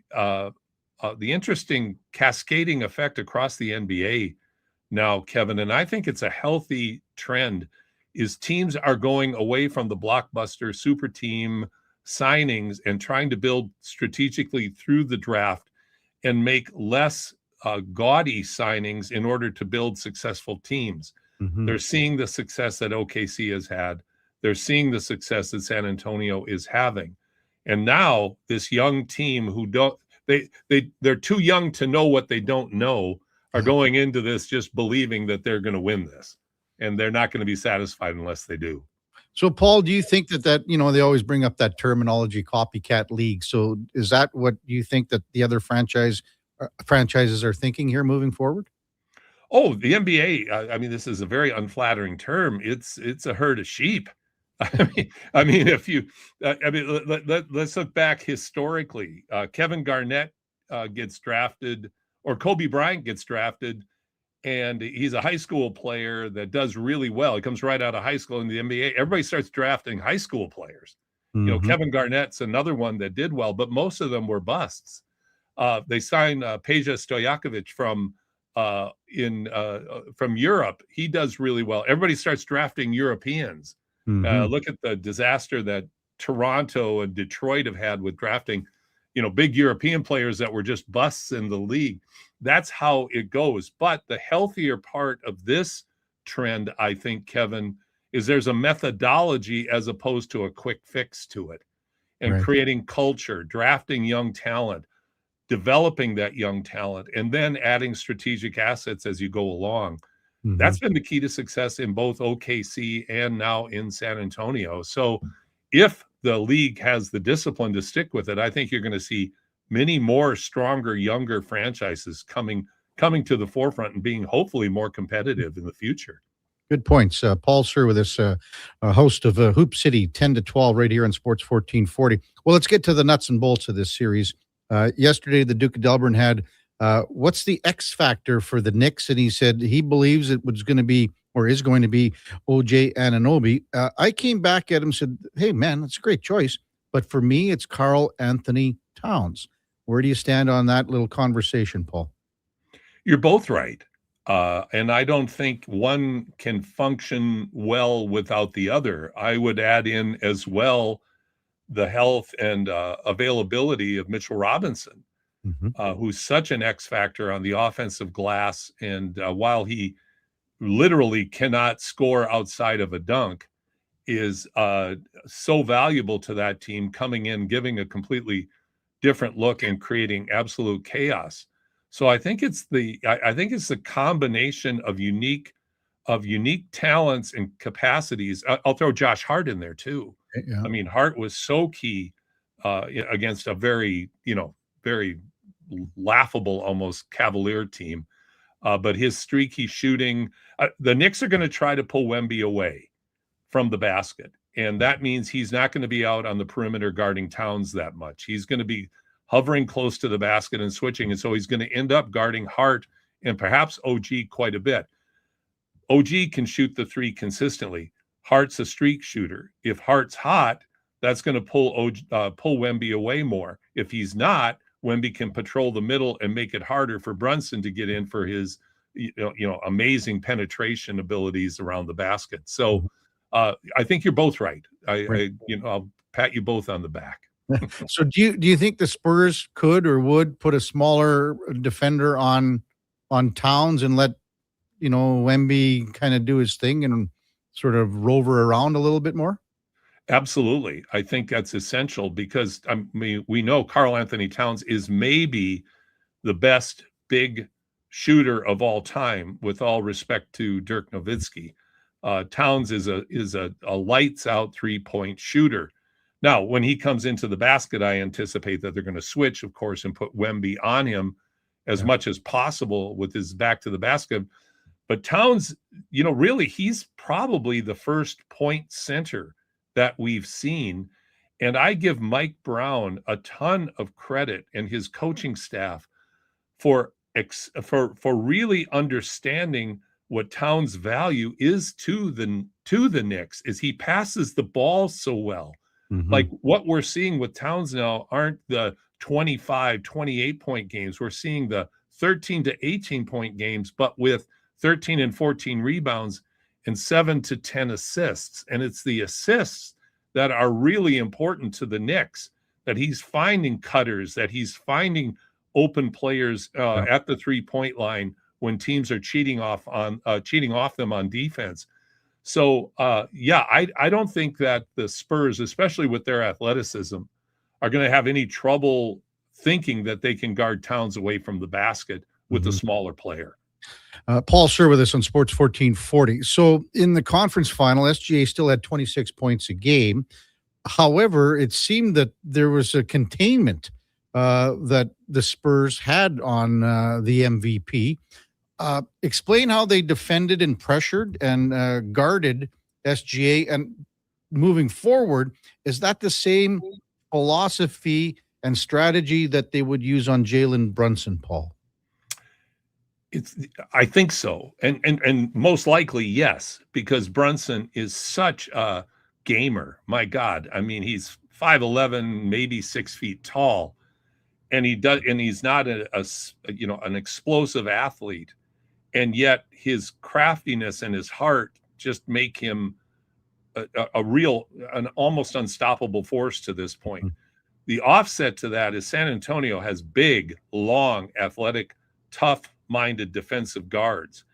And a lot's being made in the media right now, Kevin, about the success the Knicks had against the Spurs in the regular season.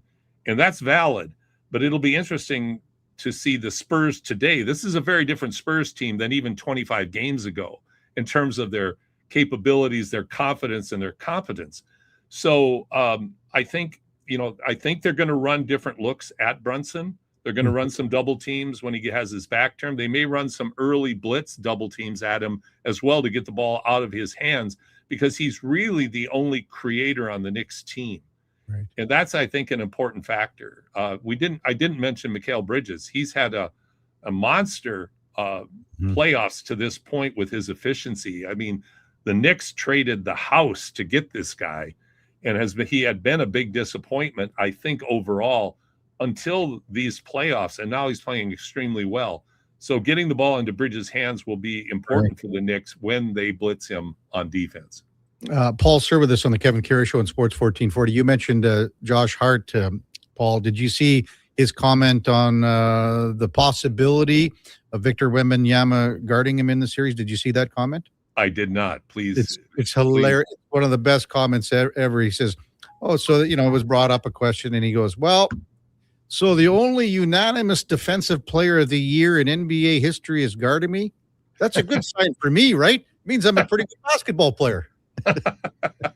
He's a funny guy. He comes up with a lot of great quotes, and that is a great one. And when you think of the irony in that a role player like Josh Hart is being named as a matchup for the the stratospheric defensive season that Wemby has had, there's so many interesting storylines in this series because as opposed to the matchups in the OKC Spurs series, the unique blend of personnel on both teams, they're really kind of oddly matched teams. And that's why I'm really curious about tonight's game, because I think a lot of people feel like the Western Conference is so much tougher than the East. The Knicks haven't played anybody, and now they're going to face this juggernaut that just rolled over the NBA champions. This is a different Knicks team. Now they could lose 4-1 because of Wemby's greatness and the way the Spurs are playing. But I'm really curious because the matchups in this series are so unique. It creates, certainly a really, this is going to be such a fun series just to have New York playing San Antonio and the two unique blends of talents. It's really going to be a fun series. Yeah. Paul, we talked about a couple X factors for the Spurs. For the Knicks, pardon me, mostly at the top of our conversation here. But what about Dylan Harper here? And you mentioned him. How much of a factor do you think he can come into play here, being just a rookie in this league? That kid is so good. I mean, and what I love about what San Antonio's been able to do with him is they've been able, I think, to use him most effectively by not playing, like he's not having to play like he would on a weaker team, 35 minutes a game, and be expected to be the a primary scorer. Harper's role has been on both ends. He's a very good defender. He's surprisingly big. Like their guards in San Antonio, they're big. Like Castle's 6'6", 6'7". Harper's 6'6". Vassell is 6'6". Like these guys are long, and Harper is certainly that. Harper is one of my absolute favorite young players in the league. Like I love watching that kid play. He has got an old soul style of play, but the way he controls the pace, his ability to make a great read on offense, take it to the basket, finish around the basket in a variety of ways. He'll get a great tip in, and then he'll hit the mid-range jumper. He'll hit the three-pointer. What a young stud. Like, is he ever going to be a great NBA player? Okay. Anything for the finals, Paul, that you want to add before I get to our Husks question? Actually, we've got a couple questions for you from our text line. Anything you want to add NBA finals wise before we get to those? What to me, the key in the NBA finals, and we're going to get a real good picture of it tonight, is how are these teams going to match up? Which team can impose the pace of play that they want? They both are playing extremely fast right now, but can the Knicks compete with the Spurs playing at that pace? They very well might be. I really have no feel for how these matchups are going to work because both the Knicks and the Spurs are so much better than they were, as I mentioned about the Spurs, 20 or 25 games ago. They're very different teams now. They're really both in their strides. So I think it's going to be, how do the matchups play out? Paul Sir with us on Sports 1440. Husks text in and says, KK, I need to know where Mr. Sir thinks Giannis is going to be playing next year. He says, sounds like Miami would be a great fit from Husks. To me, the teams that are probably most likely to end up with Giannis are Miami, because Riley will do outrageous things to get what he wants. He's shown that. And I think playing for a coach like Spoelstra would be great in Miami. Second would be the Lakers, because they're the Lakers. And they will, again, do special things to get special players. The third, though, is Orlando. And the reason I think Orlando might be in play is because Sean Sweeney, their new head coach, was an assistant at Milwaukee, and he and Giannis are extremely close. Giannis loves Sean. And if there was a way for Orlando to make a deal to get Giannis in Orlando to play for a coach he really wants to play for, I could see that happening. But to me, those are the three the three major markets. And there are others that are in play, and he may very well end up in another place. But to me, those would be the top three. And this one came in from Mark for you, Paul. Can Paul comment on the players who were omitted from Team Canada for this Olympic cycle led by Jamal Murray? Well, the fact that we didn't see Zach Edey's name in that list is a big concern to me, because if when I'm seeing like Kelly Olynyk, who, I mean, is the latter stages of his career, Kelly's had what a phenomenal run that guy's had, you know, and now sitting on the bench for the Spurs. But Kem Birch, no disrespect to Kem Birch, but the post players the bigs that they have are not going to get it done on the international level. That's number one. Jamal not being there is interesting because Gordie Herbert, who I think is the right coach for this team in terms of his international experience, for people who don't know who Gordie is, he's been coaching in Germany forever. And to me, the Canada basketball made a huge mistake back in the day when they named Leo Rautins as the head coach, and Gordie was the runner-up.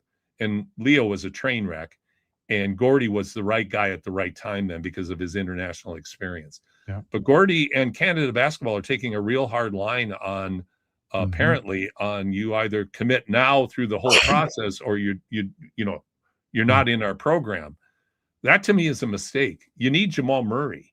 Like, how can you not have Jamal Murray for the Olympics? And maybe Jamal doesn't want to play. That's always a distinct possibility. But the Zach Edey gap is huge to me because I looked at to be honest, when I looked at the lineup last night, I was a bit underwhelmed. I'm familiar with most of those names, but there were 3 or 4 that I'm not familiar with. And I'm looking at it and I'm going, there's some real gap. I didn't look at that and say, you know what, this team, if this is the team they're selecting from when the 28 Olympics come along, I didn't see an automatic medal in this team. Mm-hmm. You know, it's funny. So your comment about what Gordie Herbert said, and I'll read it to you. He says, when I was in Germany, I think we had 6 or 7 NBA guys. We had 3 NBA guys not come. All of a sudden they wanted to come in year 2. Sorry, can't be successful in anything without commitment. That's where we stand. But as you say, with a guy like Jamal Murray, do you think they would ever pull back on this stance here, Paul? Well, we'll see how, are Gordie's feet on hard cement, or is the cement soft? And he could maybe it would call an audible. I think I just have a hard time believing. I think it's based on that U.S. model Redeem team that they had, where they, really after the Dream Team, then the U.S. went into a tailspin, and then they made the Redeem Team commitment, and you had guys like LeBron and Jason Kidd make this longer term commitment. I get it, but I mean, you're dealing with so many different factors: injuries, long seasons, insurances, like all kinds of career based decisions for national team play that you really have to take into account. So I'm surprised for a country that hasn't medaled. Yeah. And I still always go back to this. I get annoyed when I see all the social media and all the crap. Win the medal, then pump your fists and pound your chest. Mm-hmm. We have the talent to win a medal. I don't know if this is the right stance or not. Time will tell. Yeah. Have you got time for one more? In a heartbeat, absolutely. Texts are just flying in, and this is it's a dig to me from the real Duke. Come on, KK, wakey. How about a 3-on-3 update from Paul? Thank you for that. I really appreciate that. We're going to be announcing this week a new 3x3 long-term strategy for Edmonton. We're not doing a big FIBA 3x3 event this year for a variety of reasons, but we are going to be running an event in the Fan Park July 10th and 11th for the geared towards supporting the Edmonton Federation of Community Leagues. And then we're working with FIBA right now for a 3-year deal to bring FIBA back to downtown Edmonton for the next 3 years. And we're running a variety of community events and downtown activations this summer. Right now, the World Cup, FIBA 3x3 World Cup's taking place in Warsaw, Poland. The Canadian women, we don't have a Canadian men's team there. That's another real sore point for me, the lack of support for the 3x3 program for men in Canada. But the women are 1-1, and today they've got to win today. They struggled against Latvia, I believe. It was Lithuania. They lost yesterday. So Canadian women have to win. I have every faith that they will. But I'm real excited about what the future of 3x3 looks like in our city and in our province. Is that big $1 million tent coming back to our city then, Paul? No, it's not. I love that tent. Me too. But I don't love the price tag. Yeah. And they have in our plan right now, and one of the things we're going to be working on is we're going to run as on a trial basis the use of the big tent they already have in the fan park. And we think it will be tall enough to be able to run the events inside that tent. So we're gonna experiment that with at our July event, and real excited to be working with the Oilers Foundation, and of course our great partners at the city, Explore, province, etc. The support for 3x3 is great in the community, but we want to take it to another level. Worst case, Paul, you and I can grab a couple of tarps and some rope, and we'll string it up there and see what can happen. Absolutely. Thanks, Paul. Great insight on the NBA, and then give us an update on our national program in 3x3. Thanks for coming on as always. Have a great show on Saturday morning. Really appreciate it, Kevin. And to all the folks texting in, thank you. Have a great week and enjoy the NBA Finals. You betcha. Paul Sir from Hoop City, you hear him 10 till 12 right here on Sports 1440. That's the headliner of the day, brought to you by Mr. Rooter, knocking your plumbing problems out of the park. Check them out at mrrooter.ca. When we come back, quick little segment. We went along with Paul. Man, he was bringing it with so many. When you talk 3x3 and you're talking the national team and everything else. Quick little segment before we get to the top of the hour and David Schlemko. It's Kevin Karius, Duke of Delburne, Josh Fenwick on Sports 1440 AM radio. We're streaming on YouTube, X, Facebook, Instagram, and Twitch. Don't let equipment failure stop you cold. At AWS Welding in Nisku, our factory-trained service techs are on hand for all welding equipment repairs. We're a fully warranted center for Miller, Lincoln, and ESAB. And we service all makes and models. Proper, regular service extends the life of your gear and keeps it running at peak capacity. Don't wait for a breakdown. Book your service appointment today at 780-979-0470. AWS Welding. We make it happen. Mr. Rooter buries evidence in the desert. I didn't mean to do it. I was forced into it. Yeah, forced. But now, no one will ever know. You've done well, Mr. Rooter. You did something awful, but you covered your tracks. It's done. The last transcript that shows I did a semester of nutrition school. Uncover evidence of the proudest plumber, Mr. Rooter. Our new McCafe crafted sodas just drinks or something more. Like Sprite Berry Bliss, Creamy Strawberry Coke, and Orange Dream. All swirled with fizzy flavor and topped with silky cold foam. Only at McDonald's. At participating McDonald's restaurants in Canada. 60 years ago, we started selling trucks as Western GMC Buick. Today, we are Wolf GMC Buick. We're still located on the corner of 184th Street and Stony Plain Road with the same ownership for over 2 decades. Our customers have trusted our family-owned, community-driven business. And for that, we are thankful. If you're looking for a truck or SUV, pop in and one of our seasoned professionals will get you a great deal, hassle-free. Come trust our team at Wolf GMC Buick. Wolf GMC Buick. We're making it easy. Wendy's, get a 10-piece nugget small combo for just $8.99. That's right, $8.99 for 100% Canadian chicken, plus fries and a drink. That's just good nuggenomics. Only until June 14th. In restaurant at participating Wendy's locations. Taxes extra.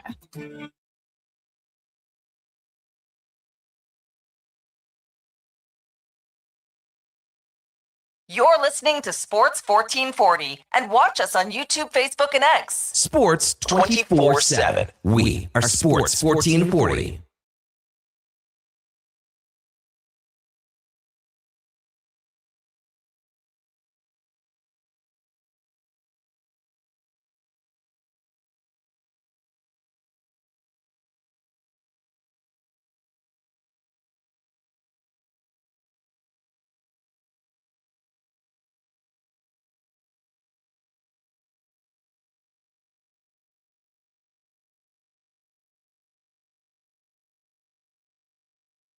All right, welcome back to the big program, 851 in Edmonton. Quick little segment here. We'll get to Cam Tate momentarily, but got to give out a shout out, congratulations to Chris Cuthbert especially, but the two award winners that go into the Hockey Hall of Fame. Gunnar Nordstrom is going to receive the Elmer Ferguson Award this November in Toronto. It's at the Hockey Hall of Fame induction ceremony, but Chris Cuthbert is going to be getting the Foster Hewitt Award. It's voted by the NHLBA and the PWHA. Chris Cuthbert, to be honest with you, Duke, Chris Cuthbert started at the same station that I started a little earlier than me. Not a lot earlier, but he started at CKOS TV in Yorkton, Saskatchewan. That's where I started. Chris came up here and worked so diligently at CBC, locally and then nationally, and then did the CFL on CBC with Danny Kepley, was his color commentator for many years. Made the jump to all between Hockey Night in Canada and now at Rogers Sportsnet. I'll be honest, I thought that CC was already in the Hockey Hall of Fame, so that's what caught me by surprise. But congratulations, Chris, so well deserved. And once the season is over, we'll get Chris on the show here just to discuss that for sure. Time now for another edition of Cam and Eggs with Cam Tate. We believe this should be order number 36. Cam and Eggs get this 3 dozen orders. Number 36, Gary Bettman. 33 years. That's a long time to run anything. A league, a boardroom, a small nation with skates. Bettman was elected the NHL's first commissioner on December 11th, 1992, and officially started February 1st, 1993. Yes, he was not the old hockey room choice. He was a New York lawyer who had spent more than a decade at the NBA under David Stern, rising to senior vice president and general counsel. Salary cap, TV, labor, licensing, marketing, fun stuff, party stuff.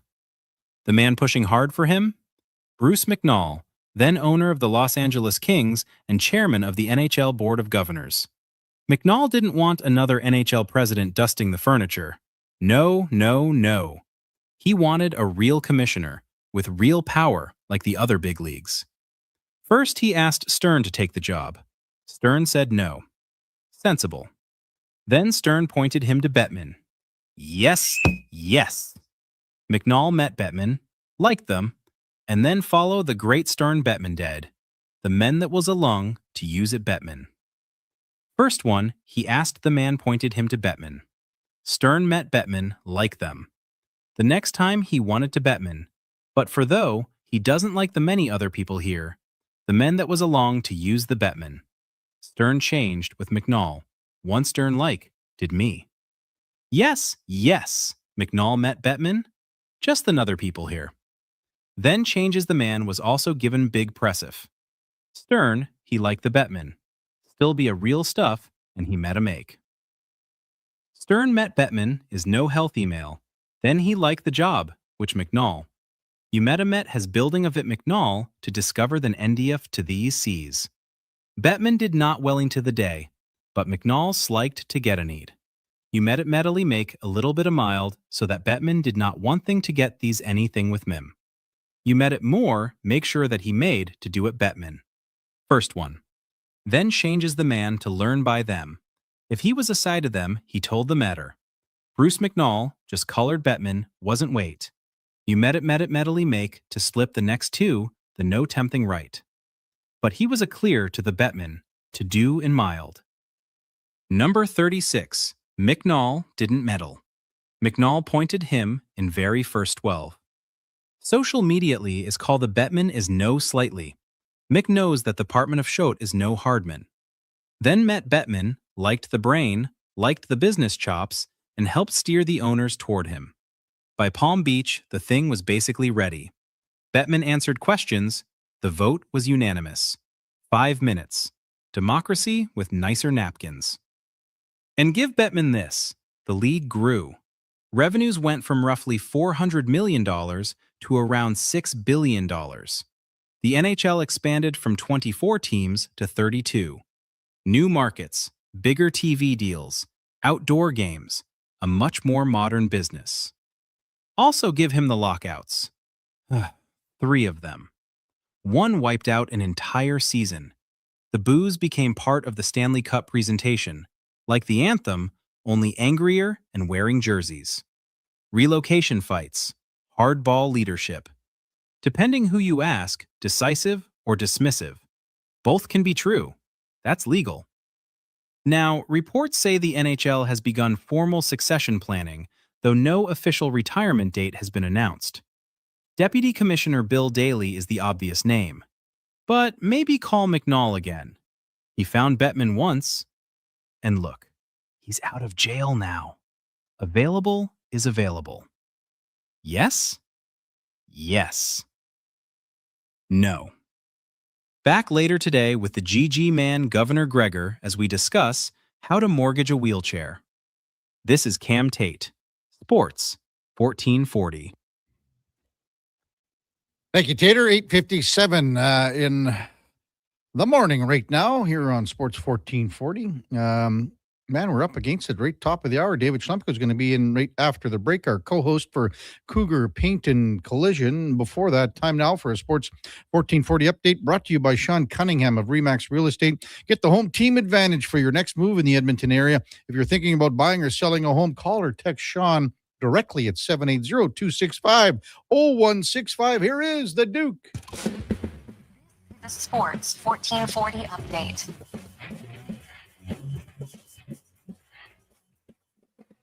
Vegas Golden Knights have opened up a 1-0 lead in the Stanley Cup final after beating the Hurricanes 5-4 last night. Tomas Hertl netted the game winner with less than 3 minutes to go. Shea Theodore, Braden McNabb, each with 3 points on the back end for the Golden Knights. In the majors yesterday, the Blue Jays dropped their opener in Atlanta 4-3 at the hands of the Braves. Kaz Okamoto homering in the loss. Elsewhere, Detroit blanked Tampa Bay 8-0. Baltimore doubled up on the Red Sox 4-2. Yankees fall to Cleveland 9-4. And in the nightcap, the Mariners get past the Mets 8-3. Edmonton Riverhawks lose their lid lifter in Victoria 6-3 at the hands of the Harbor Cats. They'll go again for Game 2 later on tonight. And from the clay at Roland Garros, Canadian Felix Auger-Aliassime in action in the quarterfinals up against Flavio Cobolli as we speak. In mixed doubles, Canadian Gabby Dabrowski and her partner Evan King also in semi-final action. Coming up in hour 3 of the Kevin Karius Show, we'll be joined by Jim Diamond from the Associated Press covering the Nashville Predators and our Wednesday co-host, former NHL defenseman David Schlemko. I'm Brandon Douglas at your Sports 1440 update. This is Sports 1440, a Stingray radio station broadcasting on Treaty 6 territory. Download the free iHeartRadio app and listen to CKJR wherever you go. Today on Hey Culligan, how smart is your water? Here's Tracy. Hey, Culligan. I think my water might be dumb. Good news, Tracy. Your water's not dumb. It's just not talking to you. You can make my water talk. No, but the new Culligan Smart Drinking Water System can talk to your phone to tell you when your water filters need changing and help you meet drinking water goals. Now that's some brilliant H2O. You said it, Tracy, and we're already on the way. Let us help you out with a free in-home water test from a local Culligan water expert at culligan.ca. Craving a dining experience that rises above the rest? Head to Summit Restaurant in the Silent Ice Center, just minutes from South Edmonton Common. Savor exceptional house-made pizza, delectable entrees, and expertly crafted cocktails in a stylish, modern atmosphere.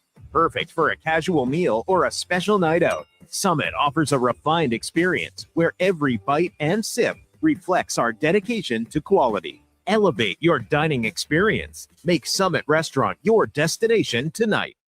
What's that? Is that actually spring? Like no snow squalls or bad weather tomorrow? It's actually spring?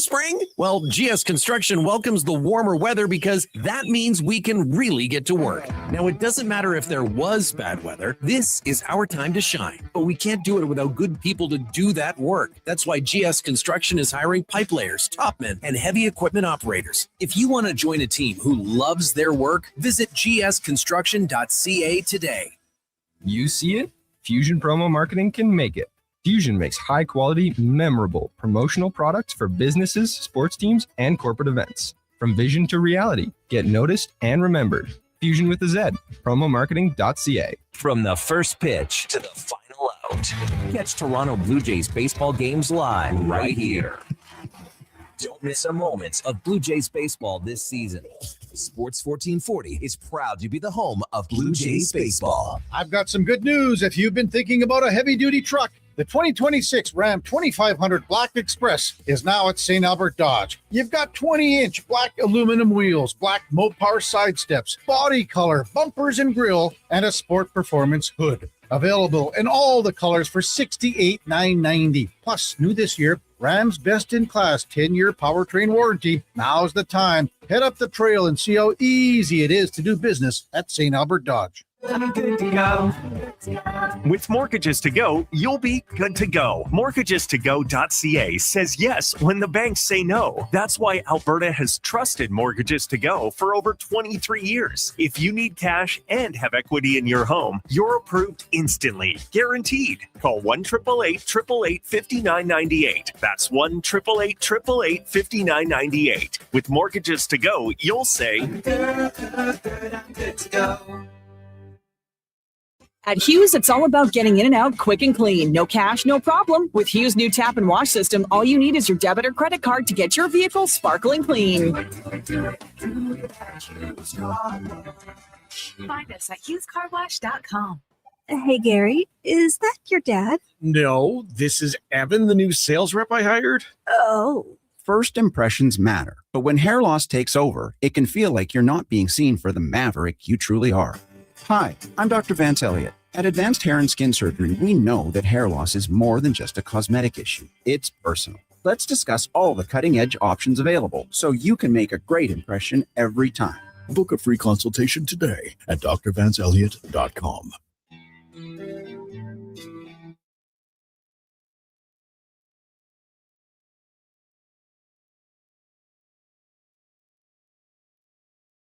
Have your sports curiosity cured with the Kevin Karius Show. This is Sports 1440.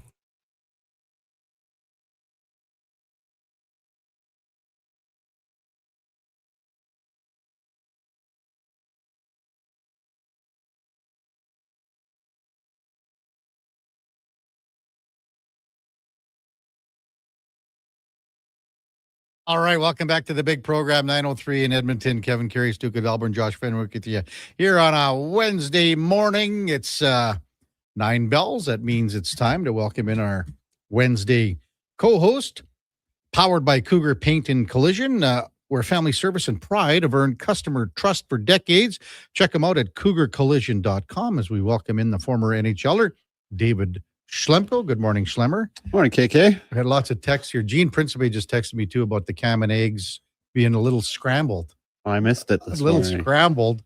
MTR says, too bad that wasn't the one Tater that makes you read on Fridays. You would have butchered that thing. Cam needs a translator today from Jana. Bobby, based on this, we can be assured that AI will never take over. I think it's just one of those things where, who knows? Like you said, maybe Tater had a few pops last night. You never know. Everything's on the table when it comes to and I don't even know how it works, Duke. Like, so he types it out and then he would type it out into a program that then turns his text into voice. But it's more than just a simple, because it uses inflection. Like, it's not just like a cold read. There's inflection in the voice and questions and exclamation, all those things that are more intuitive with, say, like an AI program of some capacity. So I don't know either. It's way over my head. It's way beyond me. Tater knows how to work it, but maybe just a few too many exclamation points or something in there today. I'm not sure. What did I miss? Well, there's a couple like weird, like it would like almost seem like it was skipping. Okay. And then there was a stretch in the middle where I thought it was literally like a joke about how mangled it was. Like, it didn't make any sense. So it is what it is. Gotcha. That's par for the course for Tater, man. Hey, you got to mention Felix Auger-Aliassime is up 5-4 in the first set. Roland Garros quarterfinals French Open against Flavio Cobolli. So I think Cobolli's serving right now. Yeah. So anyway, good chance for Felix to do something. Absolutely. Some nice pronunciation by you there. Well, you should have heard the first one. I looked at it. I thought it was like Cabela's for a second. I didn't know what the hell was going on. But man, this has been great tennis here. Like, just watching with one eye on it this morning. Yeah. I just love the way the guys slide on clay. Right. It's just a little bit more like shot making, it seems like. Yeah, it's different for sure. I'd like to try playing on the clay courts with like golf spikes or something, those big or track spikes. Dig in. Tear it right up. Just dig in, man. Those balls would be taking some weird bounces. Absolutely. Maybe, Duke, I don't know if you know, but I know they have the Hawkeye, but they also have the people coming out, the line judge and saying, oh, no, the ball hit here, because you can see all right a little bit. But yeah. I don't know. Like, why do you have both is what I'm saying. I don't know. Anyway, hey, your old teammate, Thomas Hurdle. It's the game winner. The hero. Yeah. So you played with him 1 year in San Jose. Jose? Yeah. He was just a younger guy? young pup. Was he a rookie or was he there for? No, he wasn't a rookie. I think it was second or third year maybe, but he was just kind of, I think it was right before he signed like his second contract coming out of his entry level. So everyone knew he was going to be a player. I think maybe we even expected him to be a little better at the start than he is now. Okay. He's just such a great kid. Always happy, always in a good mood. For someone who didn't speak very good English when I played with him, he never shut up. Really? Yeah. So, like, there are guys like that all the time in the room, right? Yeah. So, what was he like in that sense? It's just kind of a goof. Yeah. Like you see it on the ice too. Like he looks like he's always smiling. He's having fun, especially for a guy who went 29 games without scoring. It's unbelievable. Playoffs, nice time to hit fire. Yeah, unbelievable. I mean, he had 24 goals this year. You think about it, he didn't score, 29 from the regular season and the first round, and then a couple games into the second round. Right. So, two things I want to. So, I think you might have heard, Pav, your buddy Joe Pavelski, gave him a ring. Oh yeah, yeah. So he called. Yeah, he called him and sometime in the second round and said, just kind of keep plugging away. I guess. I mean, and Pav obviously quite well, without even knowing anything about that. What would he have said? Probably to Thomas Hurdle. I mean, Pat was just a great leader. Mm-hmm. I think he had a great way about him of just kind of calming the group. So I think it would be something right along those lines, just like a hey buddy chat. I've seen you do it for how many years. You got a great opportunity here. Just stick with it. Kind of, I believe in you kind of message, you know? And now he's got 4 goals in the last 8 games in the playoffs. So heating up. Something happened. Let's bust down the game-winning goal. And from your perspective as a defenseman and Gostabir, now we also get into the man-to-man. Yeah. That strategy that Carolina employs. So maybe just run down, the puck gets dumped in and sort of just run us through from a defensive perspective and a former D-man.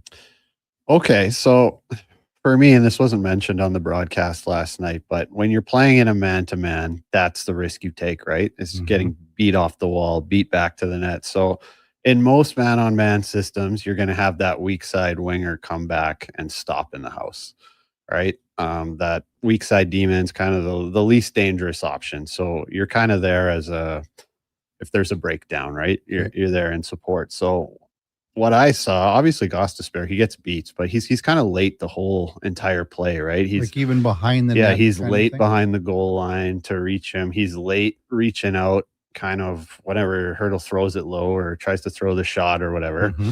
And then he's late, he's getting beat back to the net. But what I see on that play is, if you watch the goal again, is Halsey kind of comes and does a big loop around to the outside there. Like, I get it. That's his guy. That's his D-man. But I would think that in Rod's system, with most man-on-man, it's like you need a stopgap there. You need a little support system if something breaks down. So if you watch that goal back, I think if Taylor Hall, as he gets into the zone, if he just stops in the slot instead of doing a big loop, I think it's a nothing play. So let's look at the 2 other guys. So Nikishkin's in on there, and for the most part, like, he's got his man. Yeah. If he's playing that correctly. How did you see Jackson Blake on that play? Because he's the other guy, and now to me, I'm getting to the same point where you are explaining that, Schlemmer, where between Halsey and Blake, they're kind of going, yeah. The ghost is in a bit of trouble here. Right. Well, you see Hall kind of circle back and he tries to recover, but it's a little late. I'm not sure about Blake. I'd have to watch it again. Sort of floating in, that's the weird thing. It's like, because Blake is, I would imagine, if you were to look at it, you'll go, well, Blake's got his guy in Mark Stone.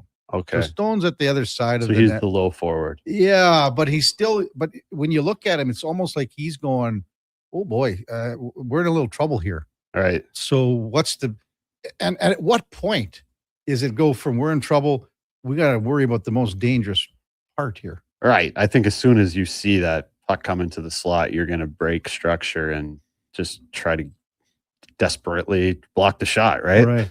So at what point does it go where you go, well, our system's man to man, but this play isn't developing the way it should be because there's been a breakdown. So at what point do the guys go, all right, we have to shift and pivot on the fly here? Well, it's a bang bang play, right? I think it happens right away as soon as that pass comes to the slot. I'm not even sure if it's It's a pass from Sissons. It's a great no-look pass. I mean, holy cow. Right? Like before that, it looks like the coverage is good. You got a 3-on-3 down low. You should have your weak side forward in the slot, but it's just a bang bang play. And I think that's kind of a microcosm of the game, right? We talked about why can't Montreal break through, but they weren't making those plays. They weren't executing under pressure. You know, like the nice passes that the Eichels and the Marner made through Aho. Like if they don't execute those plays, it's just like the Montreal series. It's these guys are all over us. We don't have room to make a play. Yeah. But, you know, you start beating guys. The one goal, Howden, he beats Chatfield off the wall. Chatfield would run all the way almost out to the blue line. Right. So you start beating these guys, you soften them up a little bit. And you saw that in the second period where now they're on their heels a bit. Now they're not coming two guys on 2D in the neutral zone because they're tired. Well, I don't know if you caught the Taylor Hall comment about, I think it was on Monday, but I'm not 100% sure, saying when he got to Carolina, he wasn't in good enough shape to play the system. Oh, absolutely. So explain that from a former player. I don't think anyone would be until you got there. Honestly, unless you're like one of these like self-driven superstars, like a Crosby, a Nate McKinnon, who you're just wired that way. Yeah. I don't think anyone would be in good enough shape until you got there. Like I've said before, I used to train in the summer with Jordan Martinick, and some of like the assault bike tests from Rod the Bod for fitness testing, I wouldn't even attempt. What is I'd it? watch Marty do it, and he'd look like he's going to puke. So what is it? It's on a stationary bike or? Yeah, you know, like the assault bikes, like the fan bikes with the handles. It's kind of like the harder you work, the harder it gets. So it's not like the VO2 test, but it's still the same thing. They still do the VO2. Right? No, but you're not. No, it's there's just no mask. This is more like it's like a minute or 2 minutes and how far can you go, or it's like this many miles and how fast can you do it. Right. You're just killing yourself. You know? Text 833-401-1440. This one came from our buddy H.M. Momsey. Nikishkin looks like a good player who's an RFA on a team who doesn't like to pay their guys if you're picking up what I'm putting down. While he's trying to say that the Oilers should inquire about him. He's not going anywhere out of Carolina. This is a guy, I mean, he's a 24-year-old. He's an RFA. His contract's he'll sign he probably signs up to his UFA year. Maybe he signs a 3 or 4 year deal. But he's part of that plan moving forward. For sure. Yeah, he's a bit of a hidden gem down there in Carolina. Was he a Calder nominee? He's talked about for it anyways. No, I don't think so. Because he came over from Russia at the end of last year. So he kind of actually just got his feet wet like at the end of the season and in the playoffs. And then he was kind of maybe a name this year that people thought might have some Calder buzz, but that disappeared pretty quickly with the likes of, Matt Schaefer. And really, that's all that mattered. And to be honest, I mean, Carolina's paying their guys here, man. They're looking forward. I mean, they're making smart decisions. I mean, Stankoven, he got a long-term deal. They just don't have any anchors. Weighing them down. Yeah. That's what you mean. Yeah. I'm looking at a lot of anchors. Well, I mean, Aho's no move. But I mean, his contract is just fine. Right. You got to start doing something here in the playoffs. Yeah. So what is it about that first line for Carolina? They're just not even just last night, but for the most part, all playoffs, they haven't been able to get anything going here. Haven't been producing. I actually thought that was one of their better lines last night. Jarvis could have easily had the winner with 4 minutes left there. It's a nice save by Hart. But I do agree. I thought in the Montreal series, they were pretty quiet. Yeah. Text 833-401-1440. Oddball said cam and eggs and mimosas. Yeah. Tater, with a straw. we went out to Dan Barnes's retirement thing a couple months ago, and Tater said he was just drinking Coke, and I'm like, okay, no, but he was that night anyway. But we're going to discuss the situation in Nashville when we come back with Jim Diamond from the Associated Press. I mean, you look at how Colorado handles something like McFarland going, yeah, go ahead, go talk to them and whatever. They just don't want to pay him in Colorado, and obviously you got a little more cash in Nashville, but the exact opposite. And I get what's going on with the Oilers in Vegas and Cassidy, but I mean, that was done in about 10 hours, the whole thing, it seemed. Yeah. So. I mean, I think different situation. Mm-hmm. I don't think McFarland was super happy having to he's got go Sakic. through Joe with everything. Yeah. Sakic's basic, and he's the de facto GM. He's back doing that job. Do you think, and we were going to ask Jim this, what do you think about Andrew Burnett? Like, I mean, when a GM comes in. I think he's in trouble. Yeah, I do too. So we'll talk to Jim Diamond from the Associated Press, covers the Nashville Predators when we come back on the Kevin Karius Show with David Schlemko, the Duke of Delburne, Josh Fenwick on Sports 1440 AM radio. We're streaming on YouTube, X, Facebook, Instagram, and Twitch. Looking for auto repair with something extra? Cougar Paint and Collision is ready to help. We don't always work on your everyday cars. Lots of times there's stuff that's out of the ordinary. It feels good when people phone and they ask for advice on what's the best way to do something, or even if they stop in just even to see if their car's worth fixing or not. Giving them advice and help along the way on how to fix their cars, kind of good. Cougar Paint and Collision, our family helping your family. When thirst strikes and your energy begins to fade, one hero rises above the rest. Introducing the Superpower Smoothie from Booster Juice. A bright sun-charged burst of mangoes, bananas, and blue spirulina. An out-of-this-world smoothie, just in time for the new Supergirl movie. Discover your power and channel your inner superhero. Fly into your local Booster Juice and experience it for yourself today. And see Supergirl. Only in theaters June 26th. It's time to hit the greens. Elevate your golf game with Country Club Tour Golf Academy. No matter your experience, our PGA of Canada teaching pros are here to help. Enjoy lessons year-round between our 7 CCT golf courses and 2 state-of-the-art indoor facilities. Choose the location convenient for you. We offer private lessons, group lessons, expert club fittings, and junior camps. Visit our website to learn more and get ready to take your game to the next level. Booking is easy. Go to countryclubtour.com/golf academy and schedule your lesson today.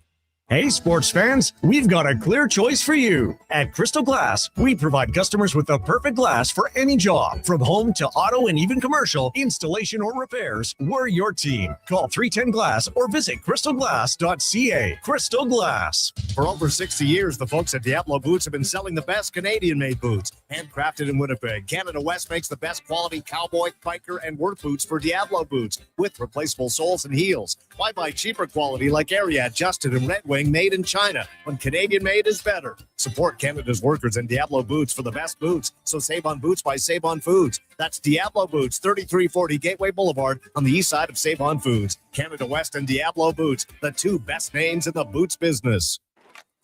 What's it like to score a winning deal at Car West Leduc?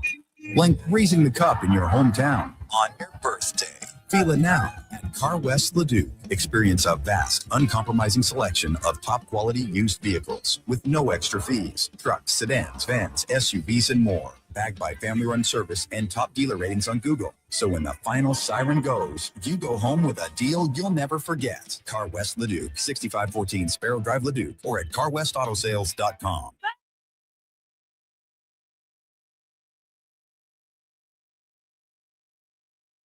Have your sports curiosity cured with the Kevin Karius Show. This is Sports 1440.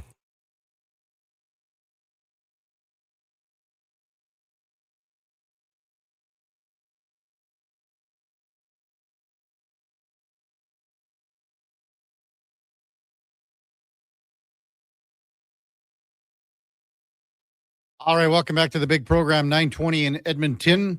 Time to talk a little Nashville Predators hockey and some big moves in the front office with Jim Diamond of the Associated Press. Good morning, Jim. You're with Kevin Karius and the former NHLer David Schlemko. Thanks for jumping on Sports 1440 this morning. Really appreciate it. Good morning, guys. Happy to be here. So what the news of Chris McFarland being the new general manager of the Nashville Predators, how's that being received so far in Nashville, Jim?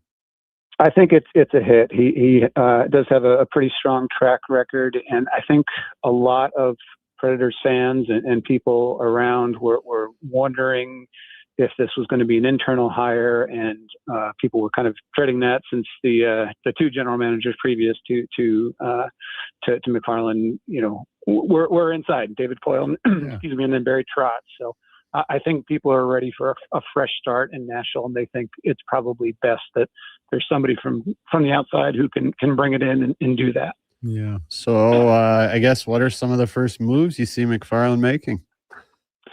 That's a great question. I think, the Predators have kind of been a little bit of victims of their own success and that they've been good enough to be hanging around the playoff conversations for years, but have missed 3 of the last 4 years and haven't won a playoff round since 2018. So he has an aging roster of some still decent veterans, a lot of whom have trade protection, though. So I think probably the first decision he needs to make is whether Andrew Burnett is his guy behind the bench, and then to look at the players in the organization and see what A, he wants to do, and B, what he can do, just kind of given some of the limitations that he has with those contracts. What do you think, Jim? Is Andrew Burnett his guy behind the bench? Yeah, I think that's, I think most general managers like to have their own GM. So our own coaches, pardon me. So I wouldn't, think that he'll be around long term. I don't know if maybe he would Burnett has a year left on his contract. So there's really not a lot of long-term liability there money-wise, but, maybe he wants to give him a shot. But I think we traditionally see in these types of situations, general managers like to have their own guys behind the bench. Yeah. I wanted to ask you about a quote I saw in the press release for the McFarland hire. Because Trotz modernized the hockey operations department while creating organizational depth, one of the top prospect pools in the NHL, along with 33 selections over the next 3 drafts. So from like a hockey fan on the outside looking in that doesn't follow Nashville very closely, I wouldn't have known this. What do you expect them to do with all these picks and prospects? Sure. I think that's, one of the main, tips he has in his hand is all the picks coming up. Just this year alone, I think they have 12 picks coming up in this draft. A first, 2 seconds, 2 thirds. Yeah. And so if they're looking to package anything, and another thing the Predators have is salary cap room. I think they have about $27 million in space as of now.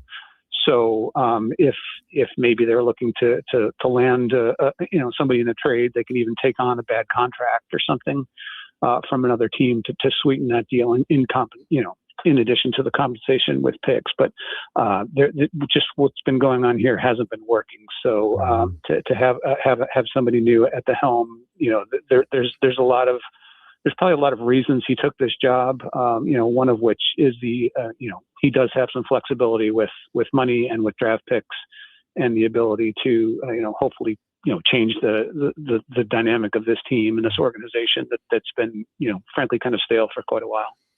Jim Diamond from the Associated Press, our guest. Kevin Karius, David Schlemko with you here, 924 in Edmonton. So Barry Trotz is going to stay on as an advisor with the organization, correct? And what was it about just, I always think of Barry, the great coach, but I never thought of him as the manager type. Why do you think it just wasn't kind of his cup of tea here, Jim? Yeah, I think you and I are on the same page here. He's a hockey coach. He's been doing that since, basically forever. And I think the jobs of coach and general manager are so vastly different. It's just Barry, just anytime you saw him, didn't seem to have that joy on his face, during his years as a general manager, as he did with a coach. I think he likes being around the players and, designing practice plans and putting lines together and deep pairings and things like that. And the general manager role, it didn't seem like a fit when he took the job, and I don't begrudge him for wanting to give it a shot. But I also think he and the organization realized that this probably wasn't a long-term thing for him, and they decided to move on. But he just Barry's a hockey coach, and It's not a knock. It's what he does. It's what he's done extremely well for the better part of 3 to 4 decades. So I just don't think that, he and the role were a great fit. Yeah. Do you think he would ever get back into coaching, Jim? Because I don't know if you've heard, but I mean, there's been a few names floated around here as far as a new head coach goes. And at times Barry Trotz's name somehow was in the wind here too, as well. Sure. Why wouldn't it? I mean, with his pedigree, with what he did with some just bad Predator rosters in the early days. And then when he was finally given some teams with some good players, he did some really good work. So, when he said he was stepping down from the GM role, he said it wasn't to return to coaching, but I would not be shocked to see him back behind the bench one day. Cause like I said, he's just that good. And I think he's that valued around the league that I have no doubt that his phone will be ringing, immediately if it hasn't already, even though he does still have a year on his contract and will be an advisor. I just can't imagine that there won't be a lot of offers and people looking to talk with him about their coaching jobs going forward. Agreed. Moving back to the team, that aging core you mentioned, are there any veteran contracts that you expect the team to maybe, ask a certain guy to waive that no trade clause? I think Jonathan Marchessault is probably the most obvious one. His tenure in Nashville has not been good since he signed, and whether it's with the coaching staff or whatever the role is, it just hasn't been himself. And so I would expect, and I think some of those talks did happen up to the deadline this past season, but I think maybe a fresh start for him and for the team would probably be in their best interest, but. He did have no problem pointing out, up to the trade deadline last year that he does have a no trade and that he would be, selective if anything was brought to him about that. Yeah, and he's got again 3 more years at 5.5. Is Ryan O'Reilly in a similar boat, but only just a little different because he's got the 1 year left here, Jim? Sure, and he does not have trade protection, and this has come up the last 2 years about him. But Barry Trotz, to his credit, said he would have he was treating Ryan O'Reilly as if he did, so he wasn't going to move him without his permission or thoughts on it. I think one of the things some people may not realize about Ryan O'Reilly is he is like having a coach and a mentor, not just a really good player out there. He is the last guy off the ice at practice every day. And for a guy in his mid-30s, you don't see that too often around the league. And in addition to him being out there, the younger guys see that. The younger guys want to be out there with him. They don't want to get off before Ryan O'Reilly does. So he loves Nashville. He wants to stay, but he would be the easiest and probably most valuable chip that the Predators have to move if they do decide to do that. But even at the breakup meetings last, a couple of months ago, he was, saying, whoever the new GM is, I want to approach them because I want to stay. So he has incredible value on the ice, but he also has incredible value off of it. And so he would be a tough one to move, I would think. Yeah, kind of 2 different players there. Hey, like Ryan O'Reilly with all the intangibles, Marchessault, good score. He's got the Conn Smythe. Just interested in your opinion. Who do you think would fetch a better return? I think O'Reilly would. I mean, he's been so good, despite him saying how bad he is, and how he hasn't had but 1 or 2 good seasons in his career. He's putting up incredible numbers. Just every game. He's so good. So I would think he would be the known quantity, the current quantity who put up, what do you have, 75 points this year? I mean, he was so good on a mediocre team that didn't score a tremendous number of goals. I just think he would be. I think a lot of teams would have space in their lineup for him. Jim Diamond with us on Sports 1440, a local product that came over to Nashville in the Matthias Ekholm trade in Reed Schaefer. Still trying to find his way in the National Hockey League. Still a young guy, but what did you see from Reed Schaefer this past year, and what kind of future do you think he has with this Predators Hockey Club? Yeah, I think he got, the opportunity to play a little bit.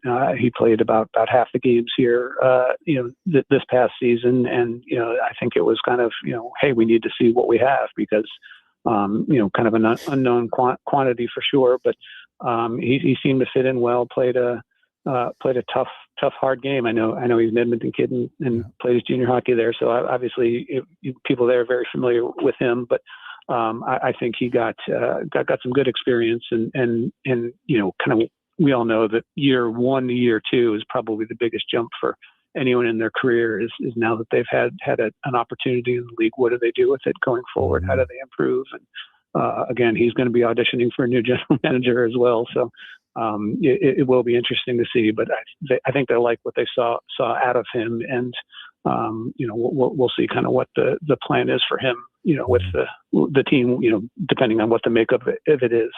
What about the back end, Jim? I mean, after Yossi, Shea and Haig are pretty much just a collection of young, inexperienced guys. Who do you think stays? Who do you think goes? Yeah, and forever the Predators have just been an embarrassment of riches at defensemen. For the basically the first 20 years of the franchise, and now they're really struggling to put lineups together and consistent. And even Brady Shea hasn't been great since the kind of the free agent frenzy they had a couple of years ago. So I do think they need to improve on the back end. They just don't have the names and the guys that are proven NHL vets. Adam Wilsby is a young guy who's had some injury issues, who's shown some real flashes. But yeah, I think that's probably for sure one of the areas they need to address. This summer, whether it's through trade or free agency, they're just not strong enough. And Roman Yossi's really good still, but he's 36 years old, so. And it's going to slow down at some point. And so after him, he's playing 20, 25 minutes a night. So you just can't expect somebody at that age to continue to play that well. For very much longer. And maybe a guy like Tanner Molendyk can make the next step here, in a year or two. Is Brady Martin the best prospect in the system, Jim? Yeah, I think we saw him, for a few games at the start of last season. He did make the team out of camp, but did not make it through to the 10th game. He was sent back to juniors. I think they really like him. Some people thought he was a reach at number 5 overall, but I think there was significant interest in him from other teams. So the Predators felt they needed to jump up and grab him. And he plays center. There's not usually a lot of centers available in the draft, and the Predators have traditionally not drafted that high. So they like what they saw of him. They'd hoped he would have had a great junior season, and unfortunately he had that shoulder injury at the World Juniors that it really kind of sacked the second half of his season this year. But I think he's going to come in wanting to stay, wanting to make an impression, and the Predators just need that. Need that youth, need that influx of guys who are not into their 30s. Yeah. Hey Jim, I know you got to get rolling to this news conference and the media availability with this announcement. Just a quick one. How do you think it unfolds here this morning? Yeah, I think he's going to do and say the right things. I think he'll be asked about the concept of breaking the team down, or how he wants to rebuild, or even through the coaching staff. So you guys have been through enough of these pressers. There's not much said and gleaned from these. Although I'll give Barry Trotz credit, he honestly answered every question that was ever thrown at him. But this is a new GM trying to make an impression, and he said he's been on the job for less than 24 hours here, so you can't expect him to have the whole plan mapped out here. But I think he's going to do and say the right things, and we and the fans and everyone owe it to him to give him the opportunity to understand the people, meet the people, and see. I mean, as a general manager, especially one from the Central Division, he probably has a pretty good familiarity with the team, but he probably needs to get to know the organization as a whole a little bit better. But we'll see what he wants to do, and coming up on July 1st here, we'll probably have a much better idea once we see it put into motion. Exactly. Hey Jim, thanks so much for your time. Really appreciate it. Enjoy the rest of the Stanley Cup Finals as well. Have a great summer, and we'll we'll probably talk to you in the fall. Who knows? Yeah, anytime. I look forward to it, guys. Thank you. Jim Diamond, Associated Press, covers the Nashville Predators. So they'll have that formal announcement today, basically. So you think about the difference between this and how Vegas is handled. Like, I mean, Nashville's, you know, like, what do you think? I mean, like, this is just the exact opposite, if you want to call it that. I mean, and you know, I didn't really think about it until you just mentioned it. It is the same division. That's the whole thing. It's exactly what we're talking about, you know, with Bruce Cassidy. Except Nashville didn't just knock Colorado out of the playoffs 2 years in a row. You know, I mean, and think it's what now, 4 years since, it's 4 years, I believe, since Pete DeBoer was fired in Vegas. And then what happened? Sure. Yeah, I think it's 4 years. He was fired in Vegas. And then what happened 2 or 3 months later? Where was he hired? In Dallas. So, I mean, it's just, I would think after the Stanley Cup finals are over, Vegas is going to cut Cassidy loose. And I would think so too. But they just like giving everyone a reason to hate him. Oh, no kidding. They love it. It's like they relish in it. For sure they do. We mentioned Chris Cuthbert getting the Foster Hewitt Award. Chris has sent out this saying, as a kid, I listened to Foster Hewitt and dreamed one day I could be that voice calling games. To be named a Foster Hewitt Award winner is the honor of a lifetime. Overwhelmed to be joining so many of my heroes and esteemed colleagues. Grateful to all who've helped along the way. Gunnar Nordstrom gets the Elmer Ferguson Award. So those will be the two media people that go into the Hockey Hall of Fame. Cuthbert's awesome. I love Chris has been a great, you know, we share like I was telling our listeners a little bit earlier. So when he did the CFL on CBC, Danny Kepley was doing the games with him. Okay. A lot of the games. Yeah. Now at that point, I mean, Kep was having a bit of a rougher go. And I mean, I don't know how, and every time that Chris and I talk, one of the first things we say, hey, have you talked to Kep lately? Have you, you know? Yeah. So he was one of the guys that helped Danny through a lot of things. For sure. Nice. So, when we come back, we'll go in or out with David Schlemko. On the Kevin Karius Show with the Duke of Delburne, Josh Fenwick on Sports 1440 AM radio. We're streaming on YouTube, X, Facebook, Instagram, and Twitch. Hi, Mike here from Northgate Chevrolet Buick GMC. This deal's only good till 6 o'clock tonight. We need your credit card to hold the color. Hold the color. Summer package. Winter package. And the ever-famous re-PDI fee. I gotta pay to rebuild the car? Does this sound familiar? At Northgate, we do things differently. We offer 0% financing, a great selection of new, pre-owned vehicles. So if you'd like to do business a different way, stop in and see us today, 13215 97th Street, or visit us online at northgategm.com. You're in Northgate country. Want home ice advantage for your window coverings? Novo Blinds provides factory direct pricing and the fastest turnaround in the city for homeowners, builders, and commercial projects. Book a free in-home consultation at novoblinds.ca. Need a new ride for road trips, errands, or just life on the go? Go Auto offers a massive selection with over 15,000 new and used vehicles to choose from. With over 70 locations across Western Canada, finding your next ride has never been easier. Whether it's a roomy SUV for the family, a sleek car for the open road, or a rugged truck for your weekend adventures, you'll find it here at a price you'll love. Explore thousands of vehicles today at goauto.ca. Bashaw Concrete Products. From concrete and septic tanks to blocks, precast water pads, Jersey barriers and aggregates. Farmers, contractors, homeowners. Plan your next project at BashawConcrete.com.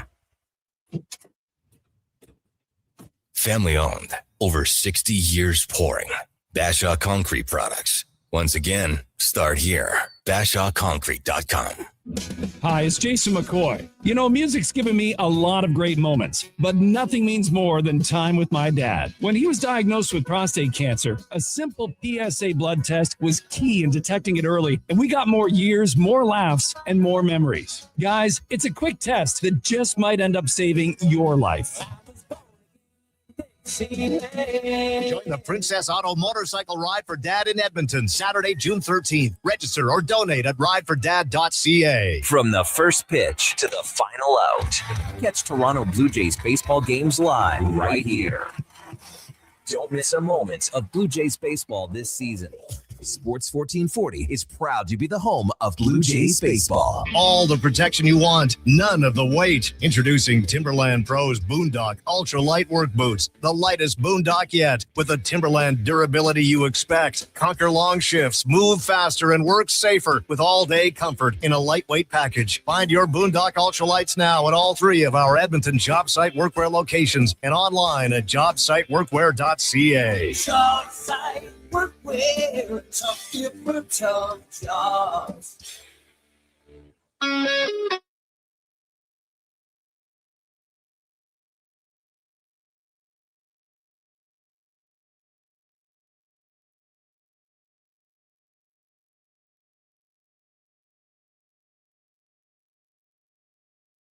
Just in time for the morning skate. This is the Kevin Karius Show on Sports 1440.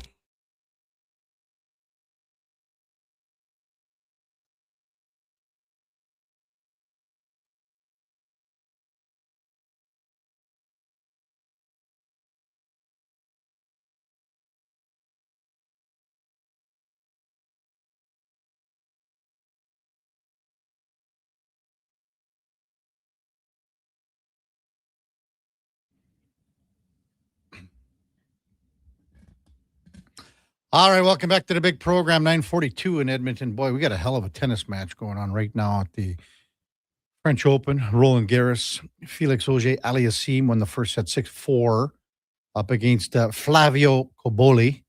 It's deadlocked at 3 apiece in the second set. Auger-Aliassime is serving. And again, we've talked like Jakob Sinner out on the men's side. The draw is favorable for a guy like Auger-Aliassime, who plays well on court. He's the 4th-ranked player in the world here this tournament. He gets around. He's strong. He's agile. This has been a really good match to watch, and hopefully the Canadian can hang on. Time now for In or Out, brought to you by Pro Solutions. If you need fast AC service, Pro Solutions offers expert repairs, tune-ups, and installs with flexible financing. Book your appointment now at prosolutionsinc.ca. Okay, you know what? Moving too fast. Bottom line, are you in or you out? In or out of what? No time for questions, just action. In or out? Well, then I'm out. I'm sorry, Jet. Actually, you're already in.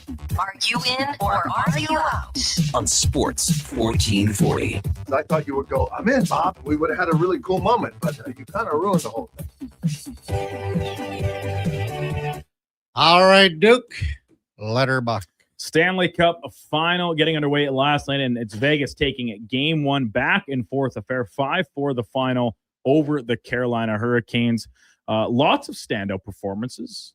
Hurricanes third line in particular, an impressive effort to not only shut down the Knights top line, but chip in offensively as well with 3 goals on the board.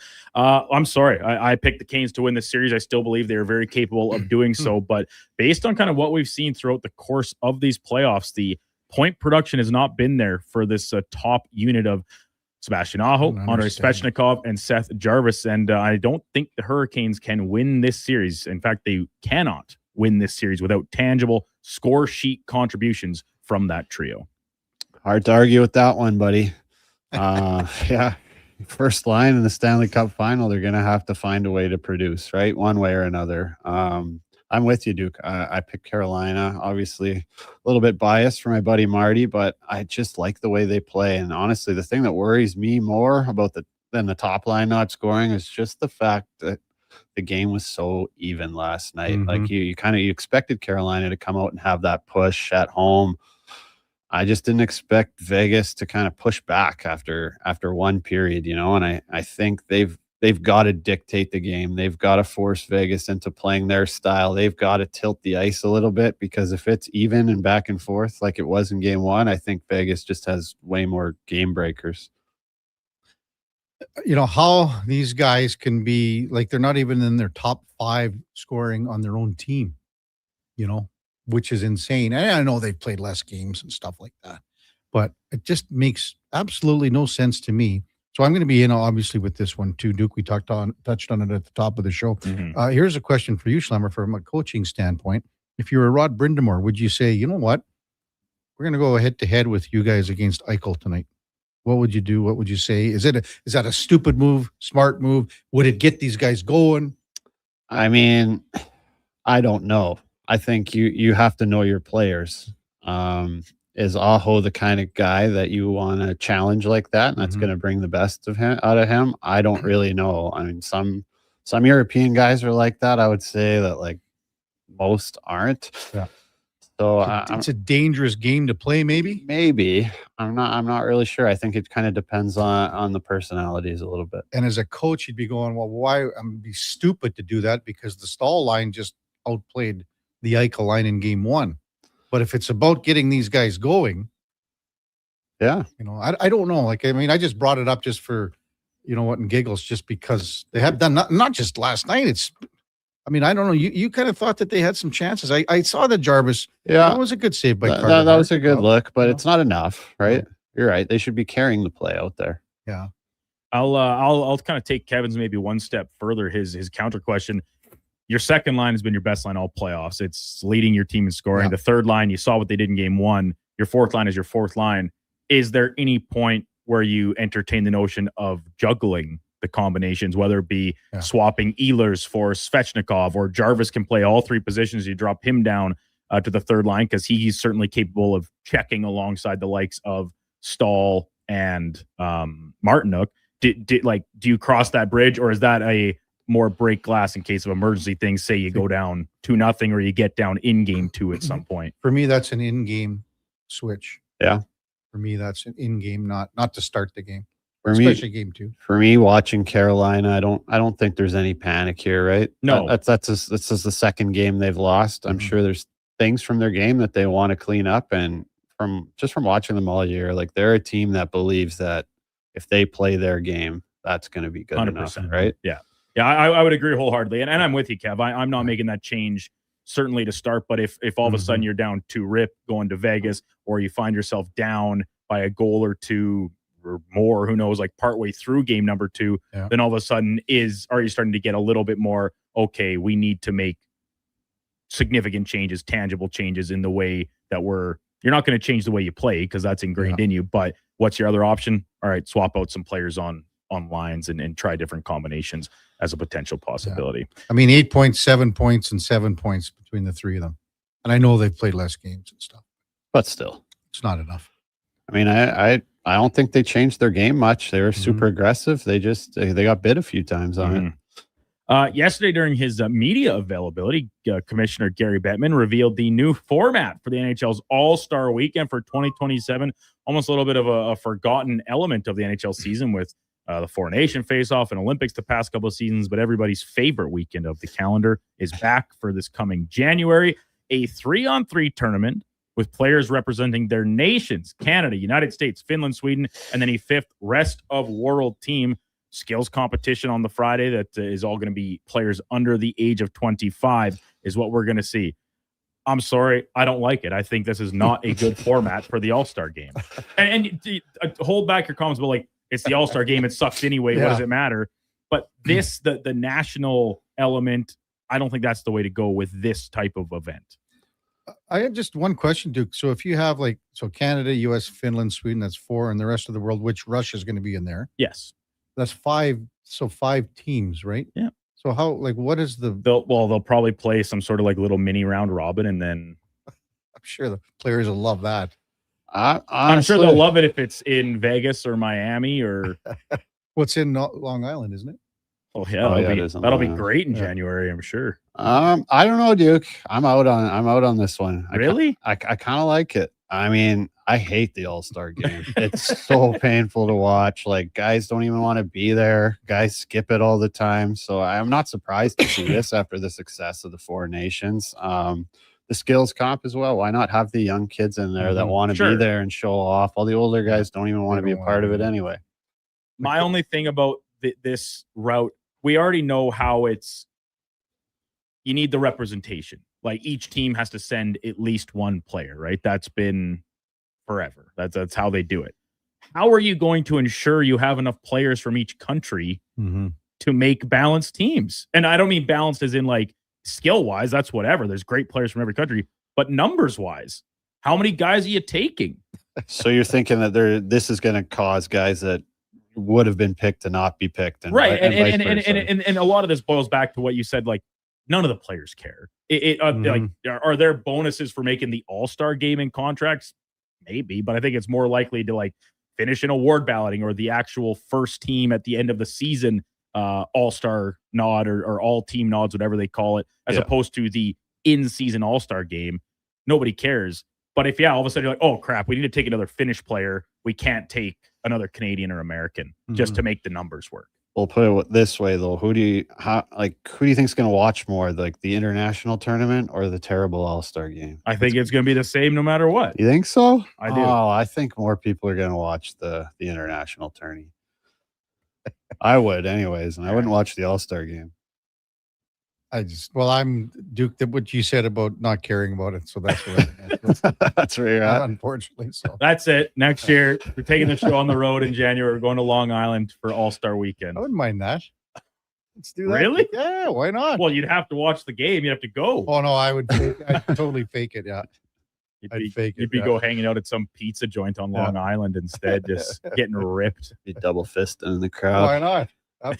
Well, the last time that I watched anything to do with the All-Star game was when all the players were doing the picking and they had the red solo cups going.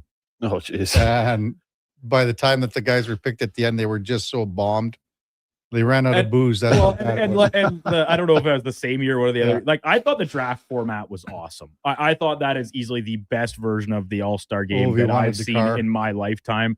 And when Phil Kessel got picked last, and then he's like walking back up the stairs to like join his team in the bleachers. And I think it might have been Pierre Maguire or someone else was like the host. They're like trying to get him to come back down for an interview. And he just ignores them. Can't hear them. Just walking up the stars, takes his seat, smiling ear to ear.